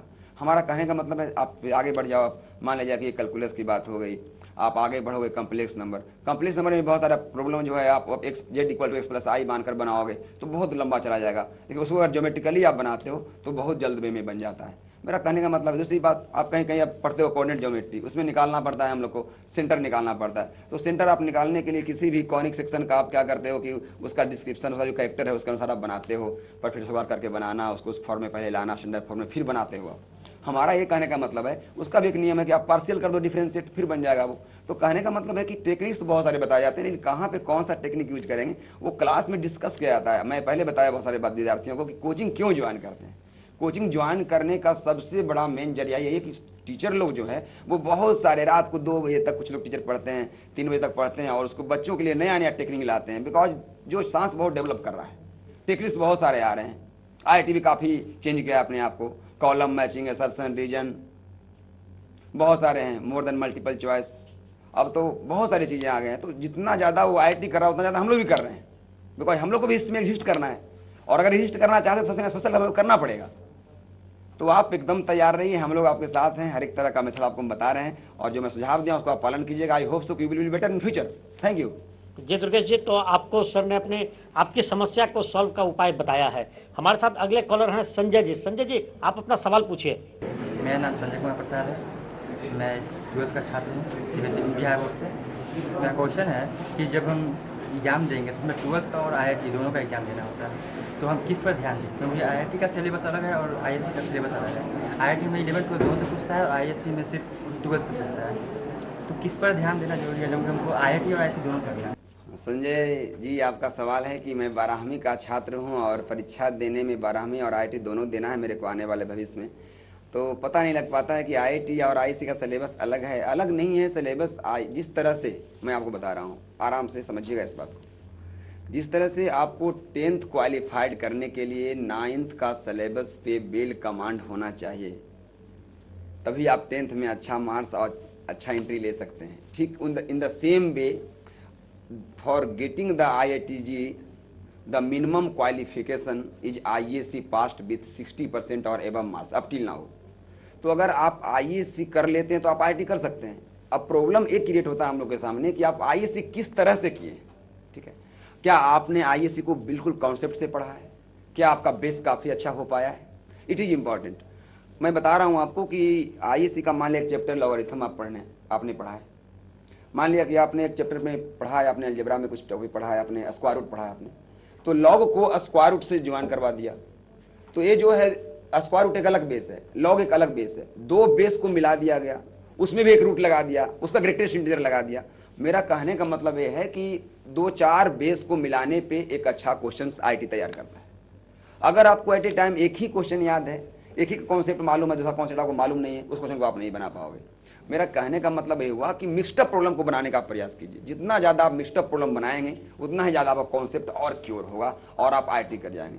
तो ये चिंता नहीं करना है कि हमें IAC किए हुए तो IIT कर सकते हैं कि नहीं। IAC मिनिमम क्वालिफिकेशन है IIT करने के लिए, तो आप बिल्कुल कर सकते हैं। प्रॉब्लम इसका है कि आपने कितने तरह के मिक्सड प्रॉब्लम बनाए और कितने जल्दी उसको बनाए। तो मैक्सिमम एफर्ट दिखाना है मिनिमम टाइम में, इसके लिए आपको मिक्सड प्रॉब्लम बहुत ज़्यादा बनाना पड़ेगा। और क्वेश्चंस को अगर ऑब्जेक्टिव बना रहे हो आप, तो ऑब्जेक्टिव क्वेश्चन को बनाने वक्त जो है आप स्टेप को छोड़िए। क्यों ऑब्जेक्टिव है? अगर आप स्टेप बाय स्टेप बनाने लगोगे तो वो टाइम टेकिंग हो जाएगा तुम्हारा, तो समय तो बहुत कम है, अगले बच्चे बना लेंगे, आप पीछे रह जाओगे। तो समय को देखते हुए स्टेप को छोड़ना चाहिए ऑब्जेक्टिव बनाने में। और सब्जेक्टिव तो बहुत पूछता नहीं है आपको IIT, तो आप तो उससे प्रॉब्लम है ही नहीं। सब्जेक्टिव के लिए जरूरी है, इसलिए कि आप IAC करना है तो सब्जेक्टिव बहुत जरूरी है। चलिए, अच्छा है, थैंक यू, आपको जवाब मिल गया होगा, आई होप सो। जी JK नारायण जी, आपने काफ़ी अच्छी सी जानकारियाँ हमारे छात्र और हमारे दर्शकों को दी है। आपका यहाँ आए हैं आप, इसके लिए बहुत बहुत शुक्रिया। लेकिन जाते जाते एक सवाल हम आपसे करना चाहेंगे जो छात्रों के भविष्य के लिए भी काफ़ी अच्छा है कि आईआईटी की तैयारी कर रहे छात्रों के लिए आप कुछ सुझाव देना चाहेंगे? बिल्कुल, मैं आपका अच्छा सवाल आपने किया है, बच्चों के हित में क्या है आपने, मैं इसके लिए आपको धन्यवाद देना चाहता हूँ। मैं सुझाव जरूर दूंगा बच्चे लोग को, इसको पालन करेंगे तो आई होप सो कि फ्यूचर में उन्हें बहुत फ़ायदा होगा। फर्स्ट बात तो ये मैं बताना चाहूँगा कि प्रॉब्लम को जब आप सोल्व करते हो, या तो फिजिक्स हो या केमिस्ट्री हो या मैथमेटिक्स हो, ठीक है, तो प्रॉब्लम को सोल्व करना है आपको, तो प्रॉब्लम को, हर एक प्रॉब्लम को एक नया प्रॉब्लम समझो। जैसे इस प्रॉब्लम को आपने बनाया है, अब इस प्रॉब्लम को बनाना है, तो आप ये मत ध्यान में रखो कि इस प्रॉब्लम को मैंने इस तरह से बनाया है, आप इस प्रॉब्लम को एक अलग कॉन्सेप्ट से बनाओ। हो सकता है कॉन्सेप्ट वही रहे, अलग बात है, लेकिन बनाने का तरीका होता चेंज कर जाए आपको। तो हर एक प्रॉब्लम को एक नया प्रॉब्लम समझकर आप बनाइए, इससे आपका कॉन्सेप्ट और ज़्यादा अच्छा है। दूसरी बात, आप प्रॉब्लम को स्टार्टिंग करते हो तो आंसर तक पहुंचो, ये बहुत जरूरी है। इससे आपको आंसर लाने की आदत पड़ जाएगी। कहा जाता है habit is the second nature of the man. Third matter आपको बता रहा हूं, जब एग्जाम बहुत नज़दीक हो, जब 2 महीने बच जाता हो, तो एक शॉर्ट नोट तैयार करो। आप प्रत्येक टॉपिक का शॉर्ट नोट तैयार करो, इससे आपका मेमोरी पावर बढ़ेगा। फिर चौथी बात, आपको जितने भी अब तक आईटी एग्जाम हो चुके हैं पिछले सभी वर्षों में, सभी क्वेश्चंस को आप बना डालो। इससे तुम्हारा क्या होगा कि उस लेवल का जो क्वेश्चन अब तक पूछा गया वो क्वेश्चन तुम्हारा बन जाएगा, तुम्हारा उस पर प्रैक्टिस हो जाएगा। और आगे की बातें फिर तुम्हें बताना चाह रहा हूँ आपको कि रात में, जब ये सबसे बड़ी बात बता रहा हूँ कि रात में जब आप सोते हो तो अचानक आपको नींद नहीं आ जाती है। एक कॉमन मैन का ये प्रॉब्लम है। तो जब आप सोते हो तो कुछ बात को मत सोचो, आप ये सोचो कि दिन में आपने क्या किया, ठीक है। तो आपको ऐसा होगा कि जितने भी टॉपिक्स आपने पढ़ा है, सब टॉपिक को आप मन में जो है वो काफ़ी अंतर ध्यान होकर सोचेंगे, तो सारे टॉपिक आपका रिवीजन में आ जाएगा। इससे आपका जो है माइंड में ज़्यादा घर कर जाएगा, कहीं भी भूलेंगे उसको नहीं। दूसरी चीज़, जब रात अब जागते हो तो अचानक नहीं जागते हो, रहता और सो लेते हैं, ऐसा करते हो, ऐसा देखा जाता है कॉमन मैन में। तो जब उस समय जब आप बेड पर ही हो और जाग गए हो, तो उस समय ये सोचो कि अब दिन में हमें क्या प्लानिंग करना है, दिन में क्या क्या करना है मेरे को। आप वहीं पे कंप्लेन एक अपने आप में डिटरमाइंड हो जाओ कि हमें ये सब करना है। इससे होगा कि दिन में आप सारे कार्य को अच्छे तरीके से कर पाएंगे और आप बहुत अच्छा कर पाएंगे, आई होप सो। सेकेंड थिंग, एग्जाम के जब बहुत नज़दीक हो तो आप ज़्यादा पढ़ाई मत करो, उसी को आप मन में रिवाइज करो, ठीक है। जो पढ़े उसी को रिवाइज करो, पढ़ाई कम करो। अगर पढ़ रहे हो तो 14 घंटे पढ़ रहे थे तो आप 6 ही घंटे पढ़ो, बहुत कम पढ़ो। इसलिए इससे होता क्या कि आपको नर्वसनेस आती है वो आपको नहीं आ पाएगी और आप अच्छा कर पाओगे एग्जाम में। ऐसे फ्रस्ट्रेशन का ज़्यादा प्रॉब्लम आ जाता है बच्चों में, जैसा देखने को मिलता है। हम लोग तो बहुत सारे बच्चों को ट्रीट करता हूँ। Okay, thank you. जी जेके नारायण सर, आपने हमारे छात्रों को अच्छी अच्छी जानकारियाँ दी, आप अपना बहुमूल्य समय हमें दिए हैं, इसके लिए आपका बहुत बहुत शुक्रिया। हमारे ऑनलाइन कैरियर काउंसलिंग लक्ष्य में हम अगले एपिसोड में मिलेंगे शिक्षा जगत के एक नए विशेषज्ञ के साथ। तब तक के लिए दीजिए हमें इजाज़त। नमस्कार।